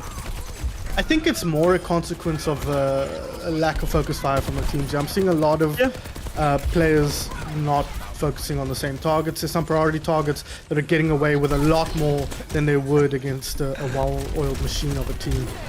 Is really going to pop the self-destruct here. Got DMX, going to make some space for the team to come back in here. Libre Victoria still in control as Lavius comes through and signs his own death warrant there by popping the tactical visor. They have not capped though, 2 minutes 20 on the clock, and they will eventually get this cap, but no, there's still support in the game. This is what I'm talking about. You got to focus the Mercy here, not the Doom first. Eventually, it will go down, but a lot of time burnt there off the clock for Libre Victoria, but now they can look to convert that into a bit of momentum. Yeah, again, the chaos just working so well there for SGG, being able to just stall it out with wave after wave of person coming in. And like you say, when you're not picking those targets off quickly, something like a Mercy Pocket just lasts so much longer. You expect to be able to burst down the Doom first, but he's now got 450 HP. That's a lot of chunk to go through. And now some aggression coming out from Libre Victoria, just wanting to secure some payload progress. A nice early attack visor there, again pushing through this very early, and the Dragon Blade trying to come out here. Smiley is going to go down. It's going to be Trizzle though, paying with his life and trading back and forth, considering two massive ultimates burnt there. And it's just going to be laps here for Lavius, trying to run around inside the bookstore, but going to get taken down. And again, it's going to be Zwumi leading the charge for his team to keep going. Mito with an optimistic punch, but left out and dry there, now discorded up, has to retreat back. Yeah, but look where Zwumi is up in the front line here, putting the pressure on. But okay, eventually they do take down Mito, so it ends up working out. But it's been a difficult push here. As you say, the chaotic playstyle of SGGs make it difficult to secure kills quickly. And the fact that enemies' HP pools are a lot larger, just in terms of the fact that supports have essentially infinite HP if you don't kill them, as stupid as that sounds. Oh, but this is a big commitment here from SGG. They do pick off two. They pick off Zwumi's mech right now. They'll leave him alive as well, potentially. He might kill Squishy on the backline if they're not careful, though, as SGG get aggressive. Oh, he does. He did get him. Oh, no. He's going to get the remake. No, not quite. But it's a difficult push here. And they're struggling to get that ult economy sort of back on track. Ult's charging much slower in Overwatch 2, as you mentioned. So you really have to take advantage of the ults when you have them. And we saw Trizzle popped his ulti so early there. Before he knew where they were, he popped his ulti and ran around the corner in the previous fight. So a little bit difficult, but okay, they force out the Meteor Strike. Patient play coming out, and Mito very far forward, does have the awareness to get back. Big Diva Bomb coming in over the top, doesn't manage to get anything. Zwumi though, while that mech was in the air, gets taken out, going to be able to be picked back up by the res, but Trizzle now turns the attention onto Lavius, and pick after pick coming out here. Great start for the side of Libre Victoria. Battle of the tanks in the high room. Mito fighting out versus Zwumi. Zwumi running for the hills there. And again, this aerial presence of Sterling able to transition from one place to another. Burst through any squishy targets, one after another. Give him all four. Zwumi, run. He's looking for the final five team wipe. That ace, and the Rocket's actually chasing him all the way back into spawn. I guess we don't know what we'd call it in Overwatch, right? Because in Dota it's a rampage. It's a pentakill in League of Legends. It's an ace in Counter-Strike. So many names for Overwatch is joining the league of 5v5 games where all this terminology already exists. I personally will be calling it a rampage because I'm a Dota boy. Nice. But we'll see how many we actually get here. In the backline now, the Wrecking Ball has come out here for Zwumi, so he's going to look to sow some chaos of his own. Dude, as casters, isn't that our job to come up with the terminology that we come out here? So think carefully. We'll think about it for if it does actually come up. Trizzle trying to set up for one here. Gets the first pick onto Mito. Second one onto Squishy now. Attack Visor coming through there. Lavius going to join it. That one going to be snatched up by Zwumi at the end there. But this payload staggered out for so long yet again. Sterling looking to bring some life in at the end. Trizzle, though, rezzed up. Sterling still alive. Squishy going to take down the recently respawned Trizzle. Smiley going to go down, leaving a little bit less healing. Still got the Ana on the back line. Not as easy to utilize with something like a Pharah. Mito knocks the ball flying back to the other side. It seems like this payload stalled out yet again, even when it looks like there was finally a chance for a recap. They can't get rid of the Pharah in the sky, though. Smiley and Aquatic are doing so much work. There we go. A double kill again for Sterling as he just constantly cleaning up these team fights. It was just him and Smiley left at the end of that, and they got a triple kill. It's really, really unstoppable, and that's been the dynamic that's changed in this series. They need to come up with a solution to Aquatic on the Pharah. King's Row Oasis, doesn't matter the map, he's being dominant. Lavius takes out Hamzo on the Tracer. Clock ticking down. Really, really tough spot for Liber Victoria now. Yeah, they've got to keep someone on the payload at all times. Here comes a Meteor Strike. This ball has to stay around. Zwumi gets slept on the payload, but he's got no support coming in behind him. Just this Mito aggression on the Doomfist is there to constantly stop anyone coming to the aid of Zwumi. Zwumi constantly trying to keep this thing moving forwards. Is getting it inch by inch. 3 meters away. Still Zwumi staying alive. Is facing the entirety of the enemy team. Somehow still alive, but that's all they wrote. It is going to be an attempt from Newt to try coming out. I think that was Newt at the end there, trying with the Lucio, but a very dominant performance the other way this time. Yeah, that looked completely under control for Sterling and the boys here. Really, really strong performance. I will say as well, Smiley's doing a great job of keeping healthy. I think it's much easier to play Mercy now in many ways than it was in the past, just because you've got that extra healing. If you can just stay away for a little bit, you'll be okay. I was playing her earlier today with a Pharah, and you can stay in the sky. There's really not a lot of pressure that can be put on you from the low ground, in spite of the fact that Trizzle, as we know, is very, very adept on that soldier. He doesn't want to spend 15 minutes shooting at 2 birds in the sky who can dart in and out of cover. Smiley's movement is very good, of course, a very experienced Mercy, and Aquatic knows how to play alongside a good Mercy, so he's going to keep her out of trouble. And if she's alive, the amount of healing she does is not insignificant, obviously, and the fact that she's so much harder to kill means she will be alive for so much longer, and it makes focus fire so much more critical. And that for me was what was standing out. They could not deal with the birds in the sky, and a big part of that was Smiley on the Mercy. So that's going to have to be the question you ask yourself as Liber Victoria. How do we force Aquatic off the Pharah? We need to deal with either him or his team in such a way that he feels like he can't get value out of that hero anymore, because killing him is not going to be the simple solution, because he's playing in a position where he can be revived by Smiley if he goes down as well. So it's tough to deal with the Pharah here, and you don't have a diva that you can just pop on the off tank and just put the pressure on. You know, that is a nice solution you could do as well. Just make sure that even if he is alive, he can't just kill people over and over and over again. And we saw Zoom go onto the diva there in that map, but that's the dynamic of Overwatch 2, is you're losing something if you're putting the diva on your early tank. So questions to be asked here by Liber Victoria. How do we solve the problem that Aquatic is presenting us with? Yep, that's 100% it right now. Is you can't put the diva's old job in Overwatch 1 was you just stick on the pharmacy. Because you are just like a single off tank, you can mitigate 2 people's worth of resources of value in the game. We can pay that tax. We can pay that tax. Elsewhere. Right? Exactly. So now you're giving away not just a fifth of your team, you're giving away your only tank, the only person who's supposed to stand toe to toe, and that's difficult right now. I think one possible option is get your attack visors right. When those two are in Yes. the air, in a conspicuous place, that's when you hit the tag visor button, choose through the two of them very, very quickly. Because like you say, that time to kill becomes so important, especially on a Mercy. Someone who can regen, be back in the fight. If you're not putting the consistent damage in, and for a very short period of time burst through them, you're not going to get them down fast enough. They're going to be able to rejoin the fight. Well, ladies and gentlemen, we are going to our third map, yes? Fourth map. Fourth map. It is going to be the Escort map, an old favorite in terms of game style, but a completely new circuit royale. Isn't this a Beautiful. push map? No, it's a wow, yo guys, I'm learning on the fly here. This is Monaco. I've never seen this map before. I'll be honest with you, Altruism. This is my first experience here. I'm looking at this billboard with a 2035 Ferrari on it. Very, very cool, very exciting. I like this map already. Yeah, this is another new map. So we're gonna see if our theory about SGG struggling to come to grips with some of the newer maps holds true, or whether they've now found enough of a rhythm that's mitigated very effectively. We're going to see that.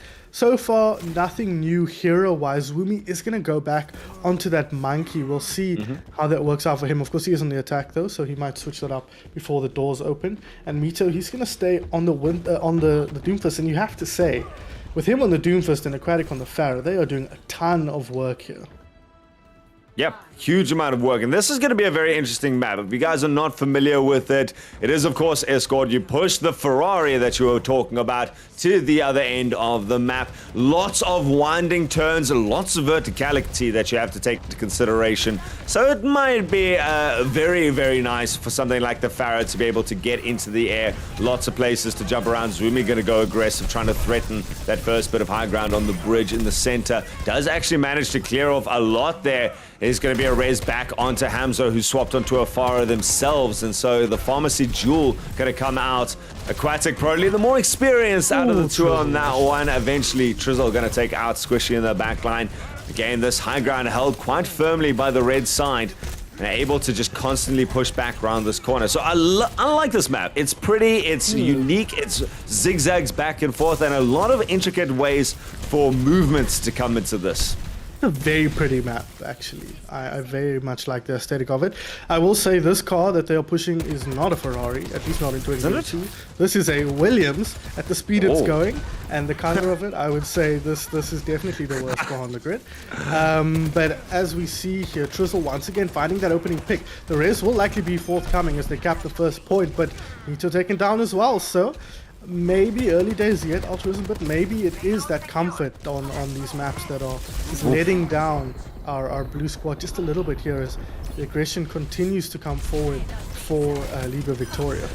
Yeah, this is huge aggression. The space between the poor Anna stuck pushing the payload up the hill and the people who actually need the healing, there's no sight lines between there for a long distance. In fact, Zumi keeps jumping forward.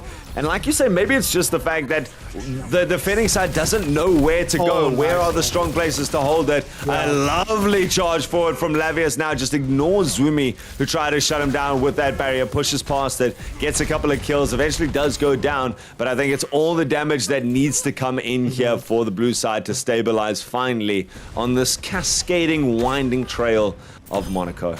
And this is... I like this map. Sorry, I'm just every time I see something new, I'm like, very cool. I will say they did exactly what you suggested they should do there. They used the attack visor to get rid of the Mercy. And once they did that, they could get aggressive, Lavius could, and just take down targets one by one. Even if he goes down, they've got the kills they need to push forward. Speaking of kills, Zumi going to try and get some as he moves forward. Trizzle not getting value out of his ultimate just yet, but the damage is coming through. They are getting a lot of picks here.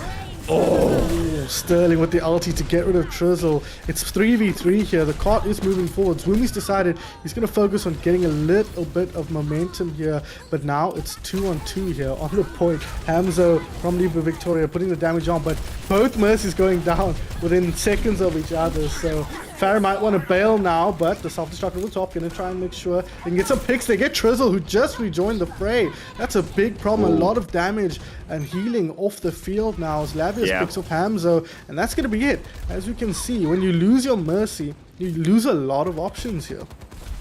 And it kind of came down to, I think, Zwumi decided to play that patient game, sat on the payload, was actually keeping 2 people at the top there, but Trizzle kind of just ignored Zwumi and shot down onto the... Sorry, Lavius just ignored Zwumi and just shot down onto the fight at the bottom. Zwumi again going up very high. Oh, the boop stops the jump in from Zwumi, having the nano boost. That's going to delay it a lot, and now he pushes forward, trying to use that. Eventually, now comes the counter nano. Massive counter play coming up here. Good patience from Squishy. Nice Slept down. Mito, though, with that damage mitigation, is still able to stay alive. Eventually does get demeched in very deep now, but has done a lot of damage, created some space, pushed it back.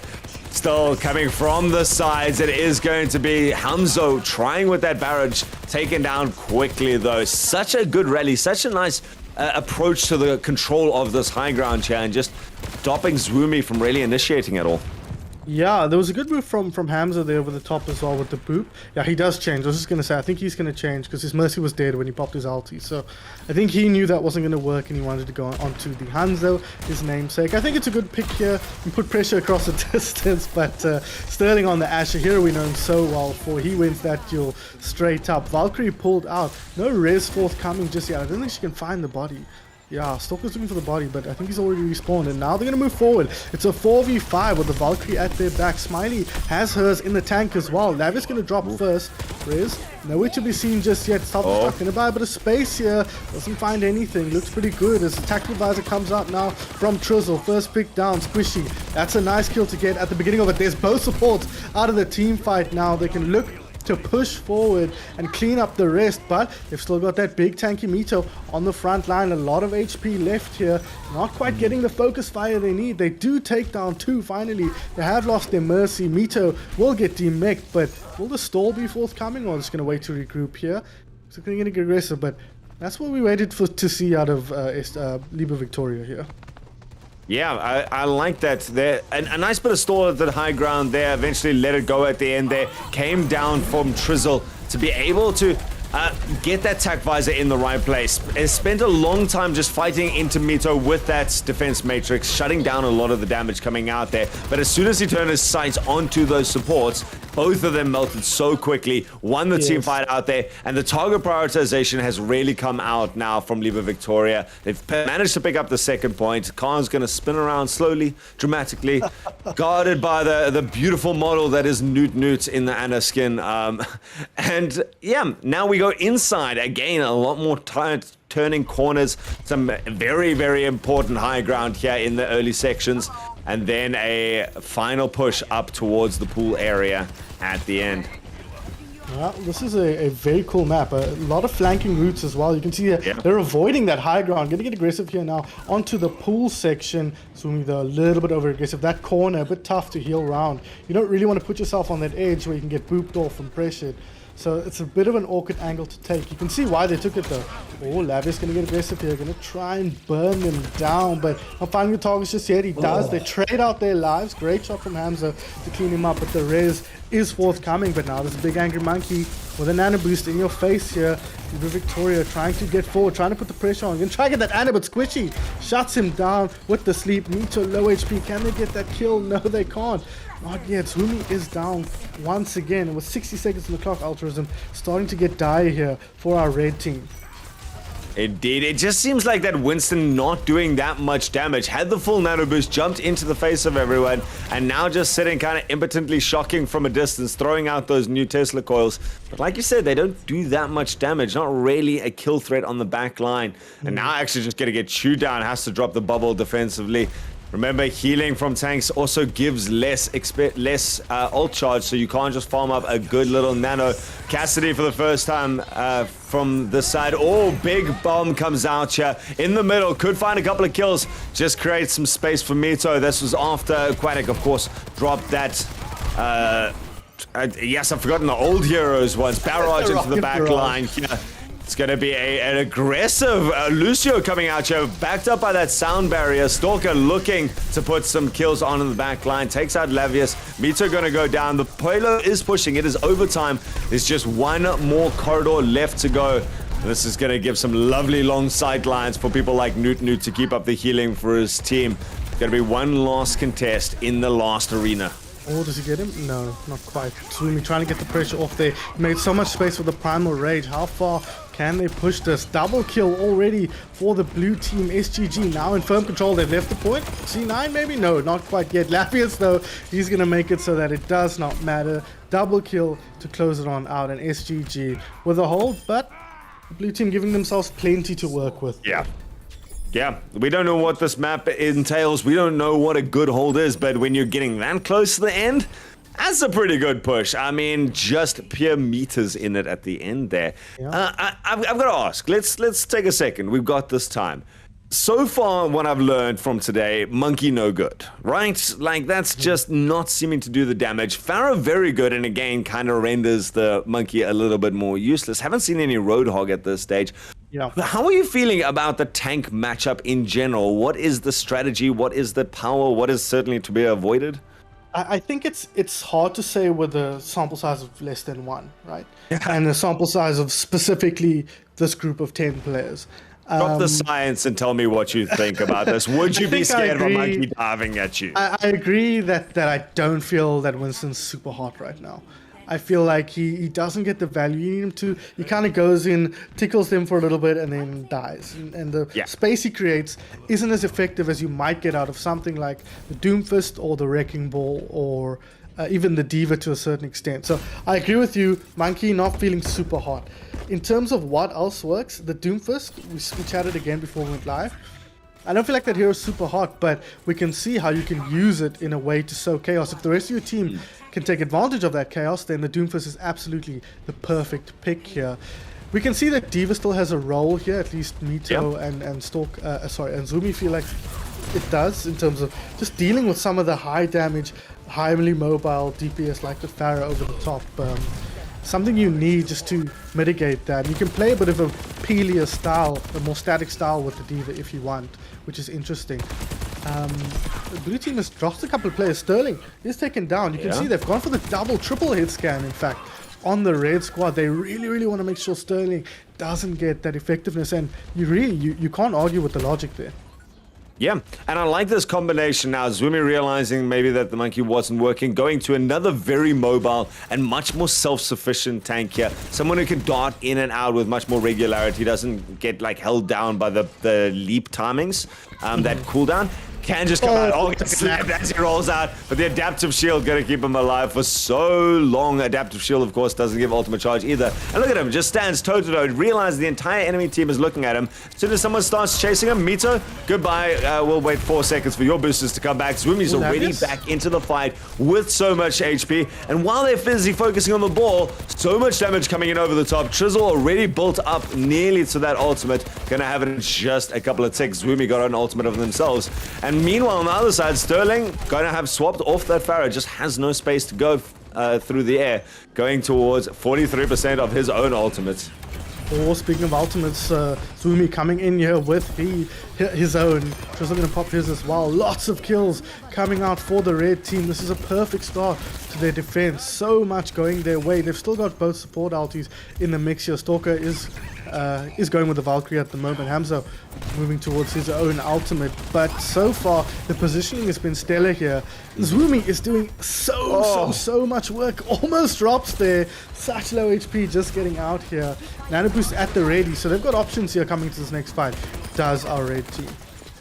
Oh, and then it's the nano boost onto Zwoomy. Go wreak havoc, friend, in the back lines. Just has the damage mitigation, still staying alive for now. Actually going to go too far, though. And that lack of tank front pressure means that all the space in the world given to Aquatic now manages to pick up one, but traded two, or at least gives two to his teammates. And finally, off-seated from the very dominant high ground position at the beginning. It's time to turn the corner and try and at least get the first point in the next minute and a half. It was a really quick ult charge from Aquatic, right? He started on the Pharah and he got his ult super quick and used very effectively there. But the key was that they finally shut down Zwoomy. They're aggressive now, trying to bypass Zwoomy, and they've done so very effectively. Still the payload stuck at the back. Eventually Zwoomy going to contest this, and ults drops in the front lines. Bob is going to do some work there to keep some space, but Zumi still a consistent pressure. If he can just stay around this payload, contest it for a bit, get some bounces going. Oh, man. Look at the time. This payload is not moving, and they cannot kill him. Zumi going down to just under half health. Going to try roll out of here now. He's going to go very low, gets a little bit more healing. Sterling eventually takes it down. And with that follow-up kill on Newt, this is actually a big opportunity to get massive progress on this payload. Oh, and it hits the checkpoint. Yeah, so they've got to wait for a little bit now, but they can look to do what Liber Victoria did on their own push. Get aggressive, take the space, put yourself in a position where you control where the fight happens. It's kind of the problem with these kind of maps, the push maps, the payload maps, sorry. You kind of stuck moving with a cart, and the defense gets to choose where to fight. But when they do this, they get to choose one. You're getting very aggressive though. He wants to open things up for his team. Oh, aggressive tag visor comes out from Trizzle, gets out into the open, takes out Lavia straight away, and now has a couple of long sidelines. Squishy hiding for their life behind the pillar. Still a fight along the side there. These reses coming off again with the lack of crowd control, the lack of flashbangs from Cassidy. It means you've got less things they drop you. Stalker! Yes. Not gonna get out of that one though. The Diva Bomb takes him out around the corner. Here comes an optimistic High Noon, ramps up slightly quicker than previously, but still not able to get any damage. Does push everyone back though, and sends the payload stalling. Yeah, the Deadeye does ramp up quicker, but it does way less max damage. So he does also get damage resistance, so you can feel a bit safer throwing it out. Stalker getting aggressive here though. Pops his ulti, a big anti-heal over the top. Lavius executed very quickly, but the res will come through from Smiley. Now they're going to try and force Liber Victorian back here. SGG on the back foot a little bit in the spike, but gonna build some momentum now, moving forward. Hamza all by himself. Stalker takes matters into his own hands on the loose here, gets rid of the Ana, and that means Wumi with a little bit less to fear on the points now. Side still from Lavius, Sterling. He wants to clean up, and he's done so effectively. Wumi still is in the back line somewhere, so they need to be careful on the point, but they should be able to get this cap. Wumi on his way in here. Bob at the ready for Aquatic as he looks for targets. There he is. Oh, he just has to bail out now, unfortunately. But well executed team fight there from SGG, and they've got 2 minutes on the clock to try and make something happen. 2.5. I suppose Wumi just didn't know where the health packs were, so unfortunately on Wrecking Ball you have to know where those are. It's not going to be that easy right now. Bob into the front lines there from Lavius, trying to shut things down. Hamza actually swapped onto that Junkrat, but nothing is working right now. Even Zwumi, that constant pressure in the back line, not going to be able to stop the onslaught that Mito is now launching with the rest of his team. Oh my goodness, Lavius popping off in a big way there. Double kill with the Bob, gets another with a dynamite. Really, really well played by him. And you see the flexibility of this team here. It was Sterling on the Ash before, now Lavius. These are both very accomplished hitscan players. As you can see there, the cleanup. Oh, needs to be careful backing up here, but the healing is there. Squishy going to keep his teammate healthy as now. Once again, Mr. Zwumi on the point. Going to take a nap though. Needs to be careful, but the damage is not very. There's not a lot of burst damage on a ball here coming out of this red squad. Yeah, no disruptions on. And a fight up here in the high ground now. Just a good push back and forth from Mito. Just shoves people away. Stalker going on to the point. There is going to pay with their life. Trizzle over the top. Realizes Mito is chasing his support and goes forwards. Takes out Squishy in the background. Bomb on the point. Leaves Mito with a little bit more space. It's now just a couple of meters away. 5 meters from victory, but it has been turned back at the end. A minute left on the clock means we should get basically one more team fight led by Squishy's Nano Boost, but there's a lot on the other side waiting for them. Yeah, Coalescent, Sound Barrier, Dragon Strike, Mines. This is looking pretty good for our red squad. They need to keep an eye on the point here. Nobody near it. Mito might just drop on and go for it, but no, Stalker, well aware of that, he's going to close in there. Trizzle with the double, but it's not over yet. The Coalescence to clean things up. That was a quick team fight, Altruism, so there still might be enough time here for another push through, but they're spending a lot of time milling about here. They haven't cancelled this fight quite yet. They think there's still something here, but I don't think there is. I think they're in trouble. They might have wanted to hop off the map here while they still had time, but is Rumi going to force their hand? Yeah. I guess the call there was to try and take control of the high ground. Such good play coming out here from the side of Liber Victoria. Just to hold this window, just keep this kill box in their favor.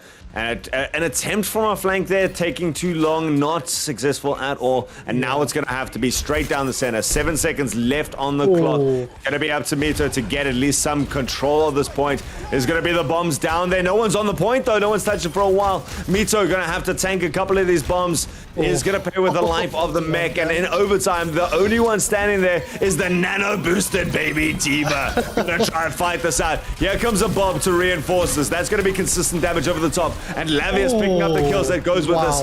Enzo channel straight down the aisle, though, with that Dragon Strike. Takes out Mito on the point. Lavius, though, still causing havoc with this Ashe. Gets the double kill. Is pushing it over the top. Stalker not able to get there in time. It is going to be SGG, SHNH, to take the victory here on Circle Royale. Oh my goodness, Lavius just popping off at the end there. He won't even get player of the game for it.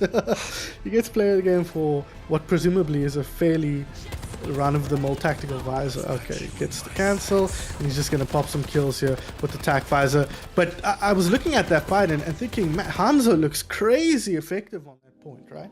The way you can throw your ultimate down the corridor like that seems like it would get so much value.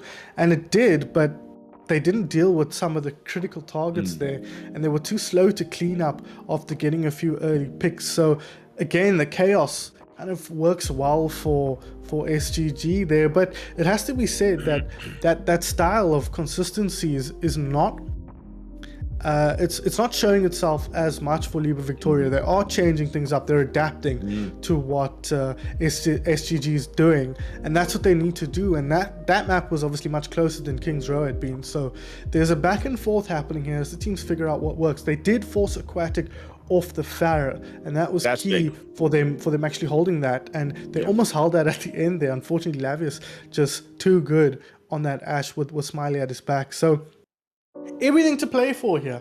I'm excited to see what more unfolds. I'm hoping we see a little bit more hero diversity in terms of at least getting to see a little bit of Sojourn. Exactly, that's what I'm looking at. I'm surprised it didn't go for that. Clearly Aquatic, Lavius, and Trizzle feel like Soldier is the best of those stable hit scan heroes, and you can understand why.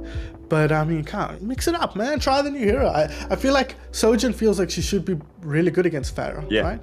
Yeah, but you build up that charge with just whatever tink damage you can get, and then when you've got the railgun built up, that's when you can snipe out a Mercy or something like that. You can keep the trickle damage going so that their regen just doesn't kick in, but you've also got the burst damage to chew your way through the consistent healing. I love that idea, and certainly with the slide into jump, it means you get off the ground. The splash rockets are much harder to hit. Maybe it gives you a difficult projectile, a difficult or an easy to predict projectile arc. Who knows at this stage? I mean, she's literally been out for 2 days. Exactly. I'm not expecting anyone to have as much faith in the mechanics of someone like Sojourn, but it would be really, really nice to see. Well, ladies and gentlemen, we're not going to take too much longer in this. We are going into our second push map, the second of two. So we're getting to see both of them now as we head over to New Queen Street. And do you think these teams will have learned? They've got it, right? Since the first push map, a little bit more what they want to do and how they want to do it. Yes, but I also think that we're seeing a completely different SGG now than we saw in that first push map. I think that's going to be much more critical. They're a lot more comfortable. They figured out what works well for them, and they've got a playstyle they can execute in. And that's just being a little bit more chaotic when they need to. And also, Mito's got a much better sense of the limits of the heroes that he has at his disposal. I think that was really the big thing, Ultrazim, that stuck out to you and I on that first map, is that Mito was constantly getting picked off right at the beginning of team fights, far away from his team, and that hasn't been happening at all. And I think a big part of that is obviously that Aquatic has been putting on so much pressure as well. But even when he wasn't on the Pharah, Aquatic was still doing a lot of work on the Soldier. So this is going to be totally different here. And we are in Sojourn's hometown here of Canada, or home nation. So maybe she'll make an appearance, but I can also see that the hitscan players here are feeling like Soldier is the best pick for the job right now. Yeah. Massive high ground here in the center that if you can take control of it, it gives you so many good angles over basically most of the map, at least the early map. So probably going to be contested there quite heavily here. Lavius still sticking with that Ashe, and I'm happy with that. Just puts pressure on anyone who wants to try hit into the air, puts pressure on someone poking out. Hamzo still sticking with the namesake. Newt going for a nice, very mobile Lucio there, backed up by Stalker.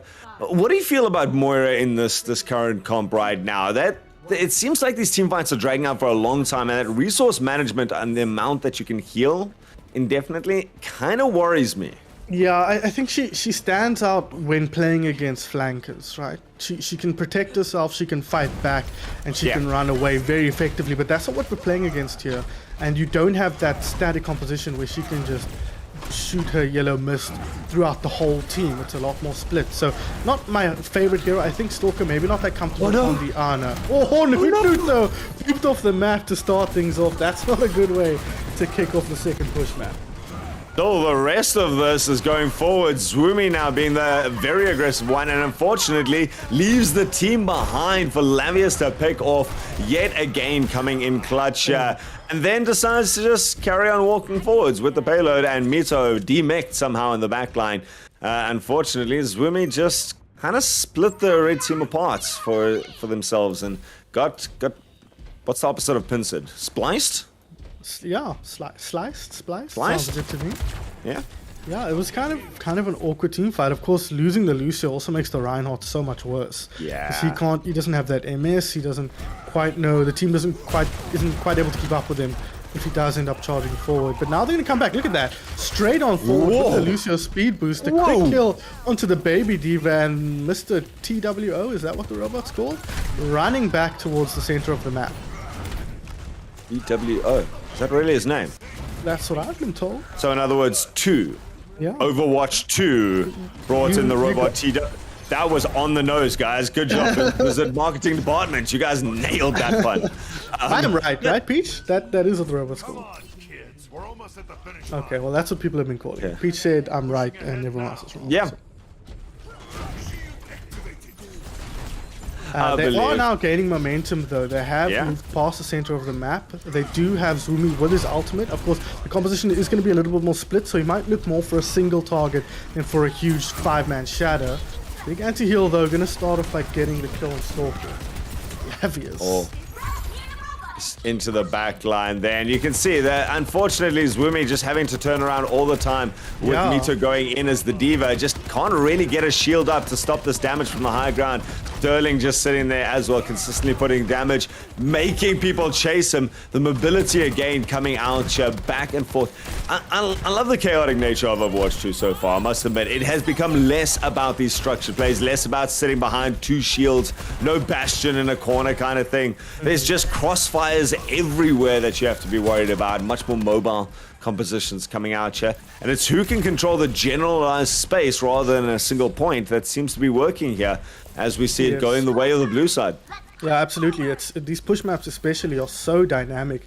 There's so many routes, so many places to get flanks. It feels like an awful place to try and play Reinhardt. It feels like you're constantly spinning around like a helicopter, doing your best Overwatch 2 Orisa impression as you flick the shield in all directions. But it's tough, but he's got the ultimate. They're going to go forward now. A lot of ults committed here for the red team.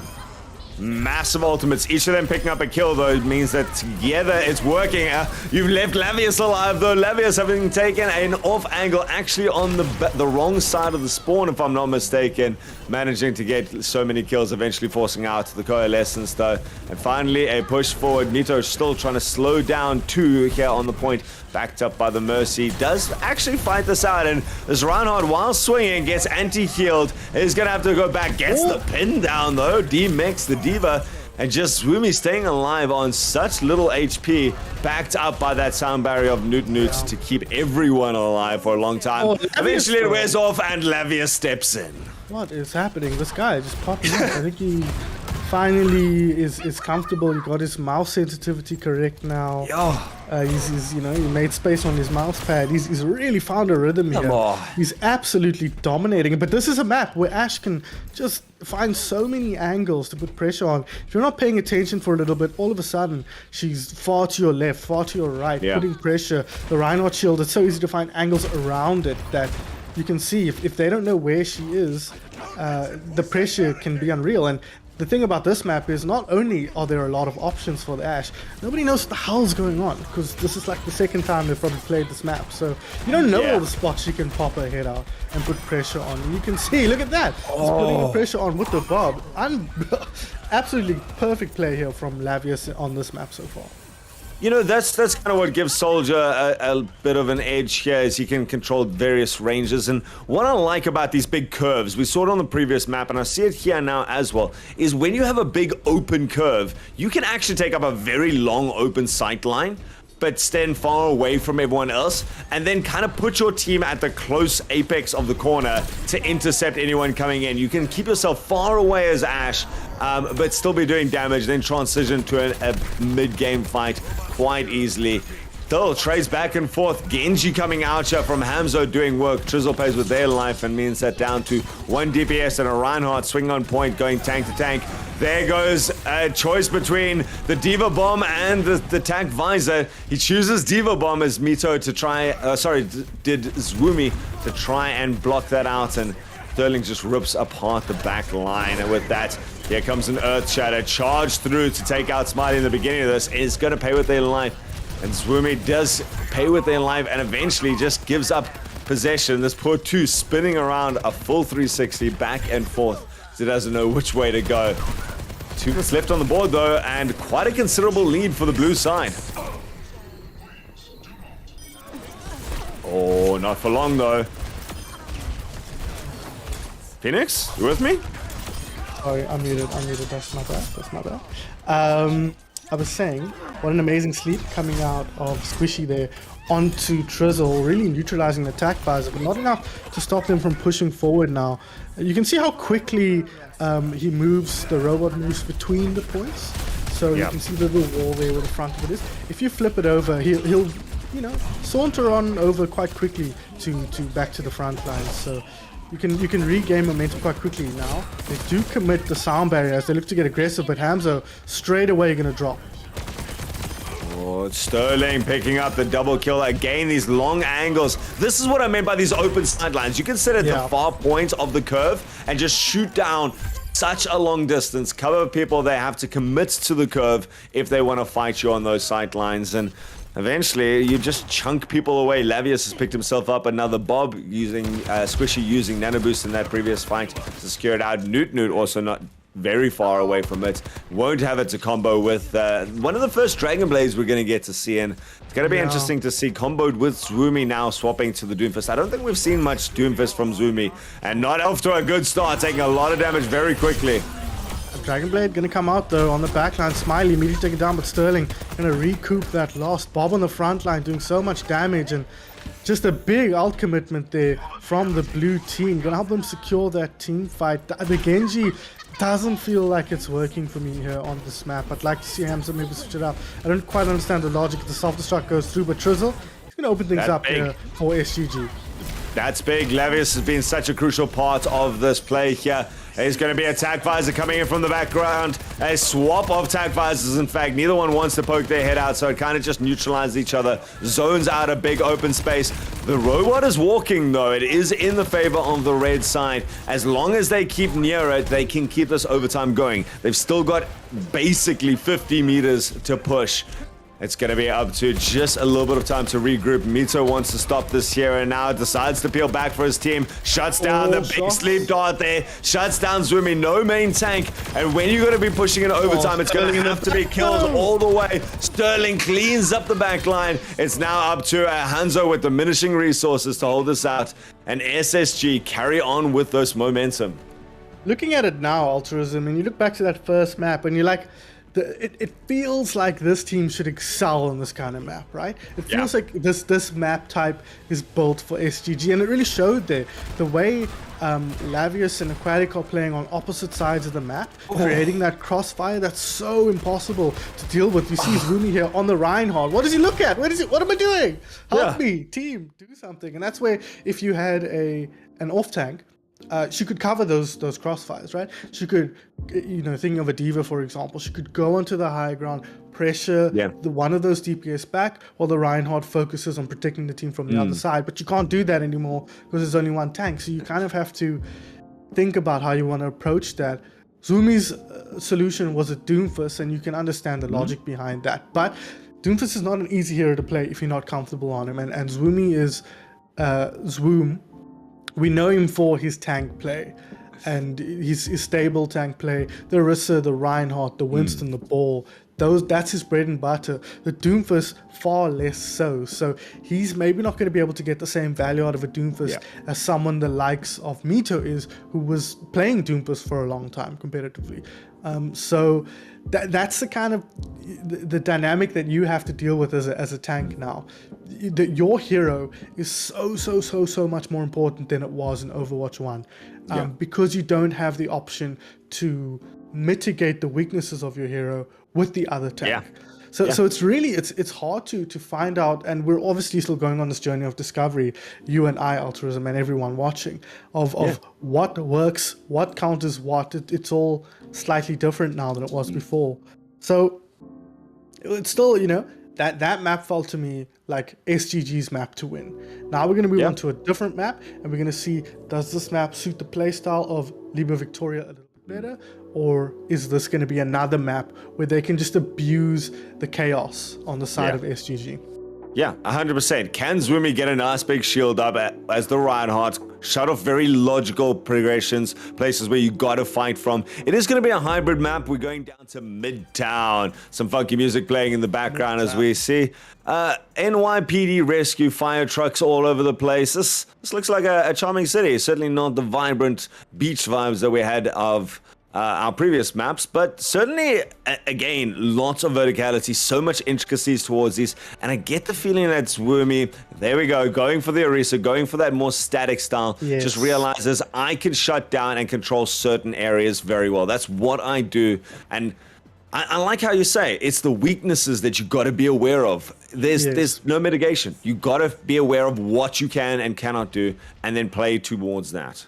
Absolutely, and as I said, that's something Zwoomy is learning along with the rest of us. This map feels a lot more direct, a lot more static, less of that dynamic flanking opportunities that we saw from the previous map. So this should play into Liber Victoria's hands just a little bit more, but the rhythm that they found on the side of SGG seems hard to deal with, and Aquatic is back on this Pharaoh, so we're gonna have to see, did they find a solution on that Monaco map, or do they still have an issue with the Sterling Pharaoh?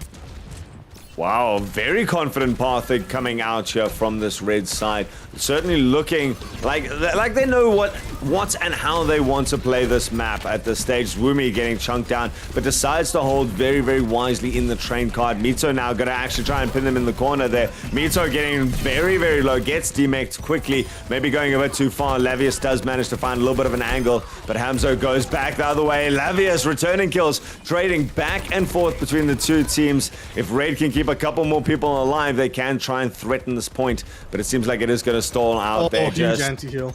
Huge anti-heal there to help it out there. Lavius gonna try and stick around, has to duel it out with the Moira, and this is what I was talking about before, that one-on-one duel. Newt gonna be able to pick this up. Two very difficult characters to lock down, and with a Pharah, you have to land a couple of good hits. Smiley gonna be able to reinforce this, so probably not going to be going the way of the red side straight away.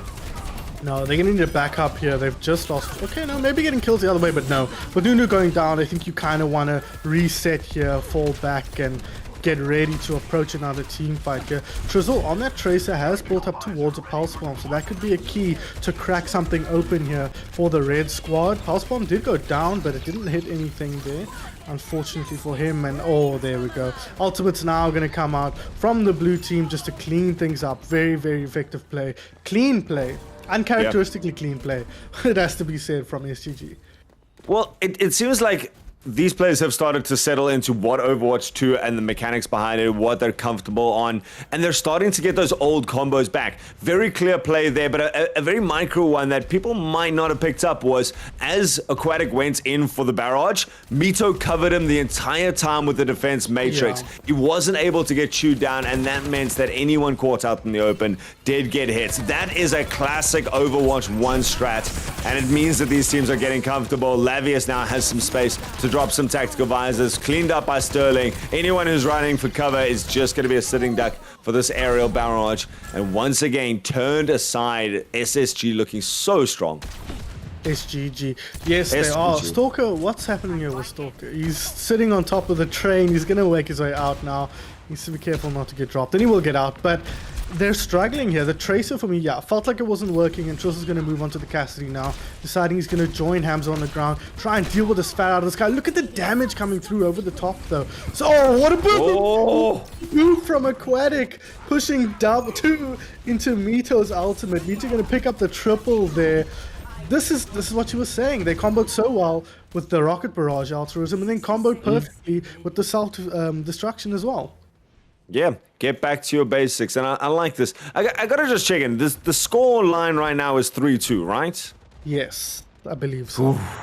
So close back and forth. These teams are able to just constantly try something else out here. Again, the combo comes out. The defense matrix. Mito once again just covering that beautifully. Leaves it open for Sterling. Going for the rampage. What's it called? What's it called? The rampage. Okay, we've decided. I love it. I love Rampage. That's my canonical calling. I know Peach wants it to be the pentakill, but we don't pull any of that. Don't pull any of that league trashing here. This is a different game. We call them heroes just like we do in Dota, not champions like some other games.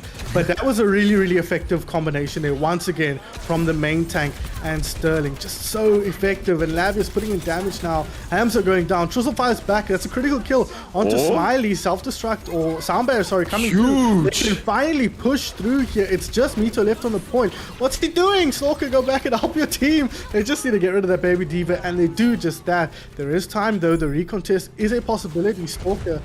Sterling's still here, guys. Yeah, he might come through, but no, I think they've decided they're going to give it up. So just barely holding on there is our red team.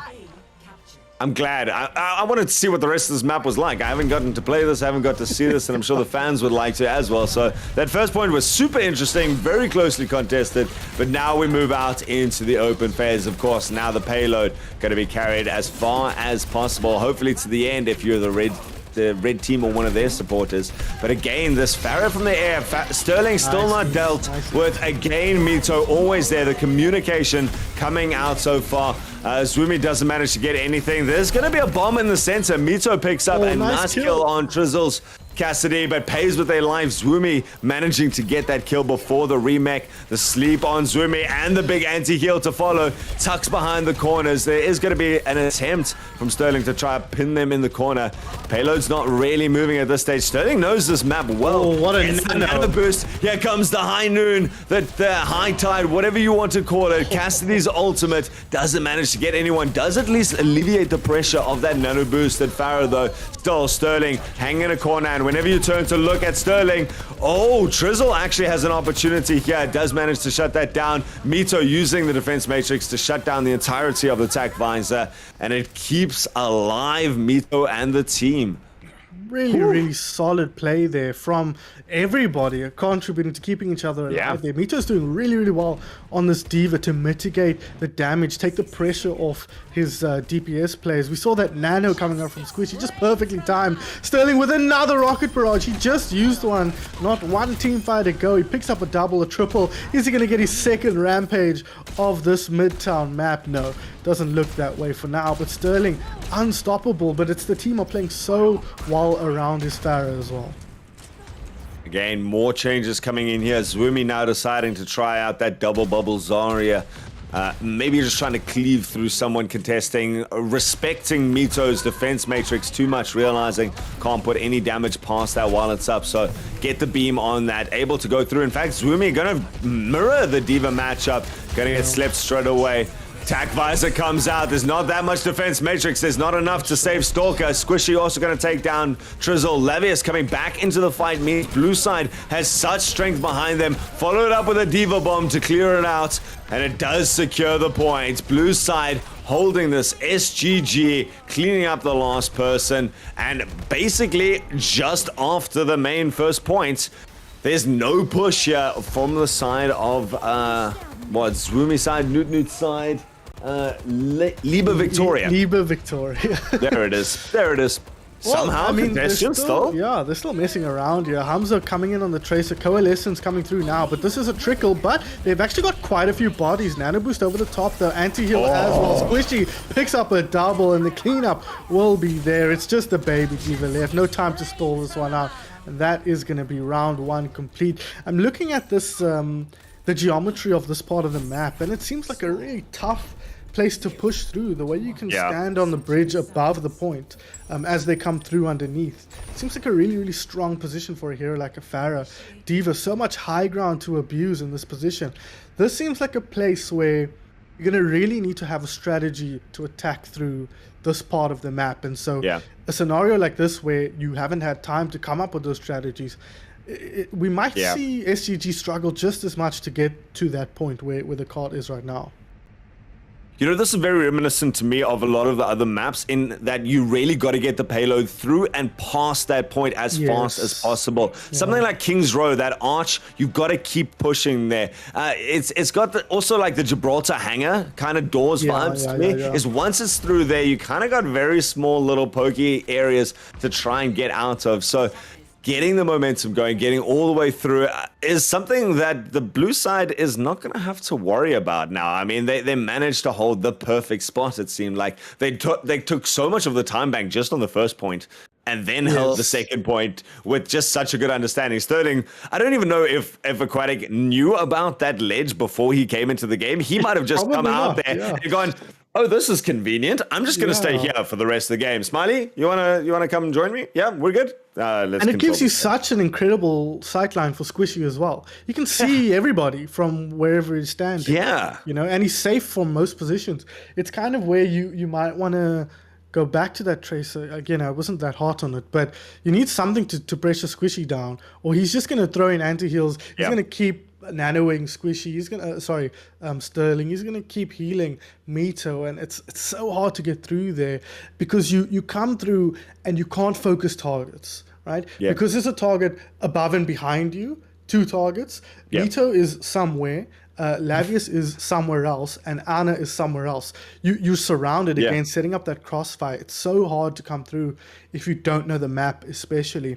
And I think you're right. What you need to do, perhaps at this stage, is make sure you take that space. So when you get that cap, you need to get aggressive onto that high ground and try and take it away before they can get there. But it's tough. We saw on that map, they capped it, but there was enough time for SGG to respawn, get set up, and then they just set up that crossfire, and it was perfectly executed. We do see Lavius now on the way. It's been Sterling opening things up, but the charge to kill Mercy, that's a huge kill.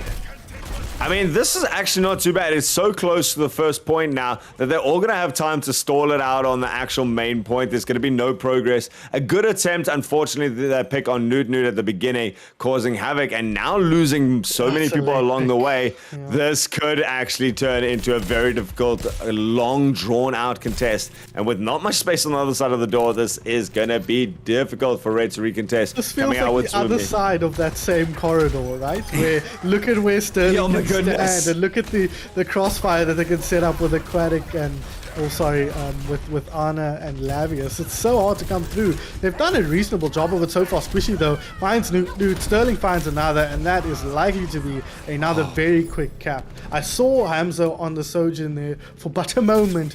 This feels like a situation where you need something special.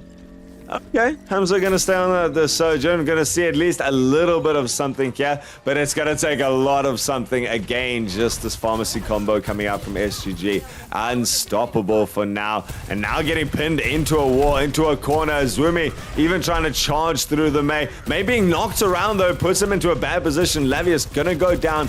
Still Sterling, and Mercy goes down. Smiley taken out of this fight. Mito not going to get much from his Diva Bomb over the top. And finally, it looks like a little bit of a resilient hold here. And now it's going to be up to the side of SGG to try and push out of this difficult area. Yeah, this is where it gets tough for them, but they don't have the Pharah that SGG had. And look at this, Aquatic's just gonna come straight forward, Nano Boost over the top, he's got ulti, Mito's on his back, and look at that, quad kill for Sterling, perfectly executed there. That is how you push through this point, Altruism. Done. One chance, you jump out there, you have your spells and your team fight ready, you press the buttons at exactly the right time, and you just blow apart your opponents. And yeah, I make that sound easy. I do it all the time, as we all do, right? But that was it. The combination, the idea of how to win most of those team fights came down to Sterling got into an amazing position with a barrage like this, and there, you look, Sterling drops so low. That should have been the end of the barrage. That should have been the end of these counter kills. Look how many kills he's cleaning up after the fights. Normally, Pharah is a press one button and die, but covered by Mito, covered by the fact that there's now less crowd control, covered by the fact that there's one less player, one less shield you have to burn through, the opportunities are there, and seems like SGG just have read what those opportunities are and how to get through it. It does, and we talk about Aquatic's Pharah being so dominant, and don't get me wrong, it absolutely was, but it really is a team effort here. You can see Mito and Aquatic very comfortable playing together. Mito adapting to the diva playstyle in Overwatch 2 very, very quickly, at least from what you and I can see, Altruism. Just keeping the team alive. And this is where you start to see the mechanical prowess of these players come through. They might not understand Overwatch 2 as well as they understand Overwatch 1, but their ability to read the game and pick up what is going to work and what isn't going to work is exceptional, right? These are top level players. So they might not be drilled like they are in Overwatch 1, but it doesn't matter, because they can read the room, they can read the scenario and be like, this Pharah is perfect here. You know, Aquatic says, keep me healthy, we will win this game. And that is exactly how it played out, because every pick is worth so much more in Overwatch 2. So if you can land a cheeky rocket somewhere and just put the pressure on, all of a sudden they're man down, and that means more in Overwatch 2 than it did even in Overwatch 1. So it's really, really tough to play into that, and that's going to be something we're going to have to see. Do teams have to come up with a solution to that? Is it a playstyle thing? Do you need to counter the Pharah out? Is Pharah OP? I don't think so, but we're gonna find all these things out as the teams and players get more comfortable with Overwatch 2. That's the thing, right? It's just we've seen so much growth just in tonight, just so much development. I mean, SGG was a team that got completely stomped on that first push map, literally 100% to 0, as clean as you can get, and then came around to turn around and have picked themselves up 10,000 Rand at the end of this. This was a show match. This was for a lot of laughs, a lot of learning, a lot of exciting action, but also for a really nice prize pool. Thank you to Cowser ZA for bringing us this opportunity, and it was a pleasure. Still, Libya Victoria going to be going home with 2,500 Rand to share amongst themselves there. Spread it as you want. Everyone can argue about who carried at that stage. Maybe Lavius gets a little bit of a bonus check. I don't know, considering, but at the end of that, the future of Overwatch 2, the excitement that we got to see, it's very fun as a spectator game, I feel, compared to Overwatch 1. Less downtime between fights, long drawn out, very, very tense battles where every movement counts. I'm excited for what Overwatch 2 has, and if you guys missed it at the beginning, this is just the first thing that we're going to be bringing to you guys as far as Overwatch 2 goes. Absolutely. We're hopefully going to be bringing, or Cowser's going to be bringing more Overwatch 2 action, more opportunities for more people to get involved with competitive play for Overwatch 2. We just wanted to give you a little bit of a taster, an appetizer of what Overwatch 2 has to offer, and I think we had a good time today, Altruism, you and I. We learned a lot. I'm excited to see how the game develops. I'm a little bbit more excited to see things getting nailed down. It's very chaotic at the moment, and I'd like to get a sense of what Overwatch 2 really looks like. Because I wonder if we're going to look back at this in 6 months' time, Altruism, and be like, wow, remember how dominant this looked? Remember how good this? Remember what we thought about Overwatch 2 6 months ago? And it'll be completely different by then, potentially. You know, if you think about how we think about Overwatch 1 now versus how we thought about it even just a year ago. Completely different. So that's what I'm excited to see. I'm excited to see what Overwatch 2 really is, with teams who have practiced some strategies, who have got a meta in mind or a number of metas in mind, and we can see execution at that top level. That's what I'm excited for. Not that today wasn't exciting, and not that we didn't see some exceptional plays today. Pedaling hard. But that's what. Yeah, I have to. I have to. What's I'm looking for? Normalize that a little bit. I think this was a lot of fun, and I'm looking forward to watching. It feels a lot easier to watch than it is to play at the moment. I don't know if you hear that. Oh yeah, it's chaos everywhere right now, and as you could see, like in some moments, that team fight just spread across nearly the entire map, or like 3 or 4 times the size of the point. Even just on the old favorite maps, something like the control points are now much more dynamic. Such an exciting future for Overwatch 2, and like you say, this was fun, but it's only going to grow from here, guys. Make sure to catch the next one at. Please do the socials for me, Sun Phoenix. Well, the Twitch you should know by now at ZA Overwatch. That's what you guys are probably watching right now. We've got a YouTube channel as well, Kauza on YouTube. youtube.com/Kauza. I think we have a nice custom URL now. You can head over there. You can catch VODs for pretty much everything that we've done. If you're still pining for some Overwatch and Overwatch 1 action, everything we've ever done pretty much is on there. And of course, at ZA Overwatch on Twitter as well. We'll keep you up to date with everything that's happening in the world of South African Overwatch. Exciting future. Oh, and head over to Kauza on the Discord channel if you're not on there. I'm sure Nightbot is putting it in. Yes, it is.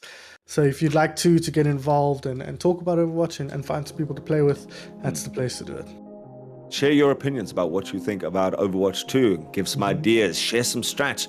Come in early. Even if you guys are new to Overwatch, this is a good time to start because things are crazy at this stage. Much more dynamic. Come across from Call of Duty, something like that.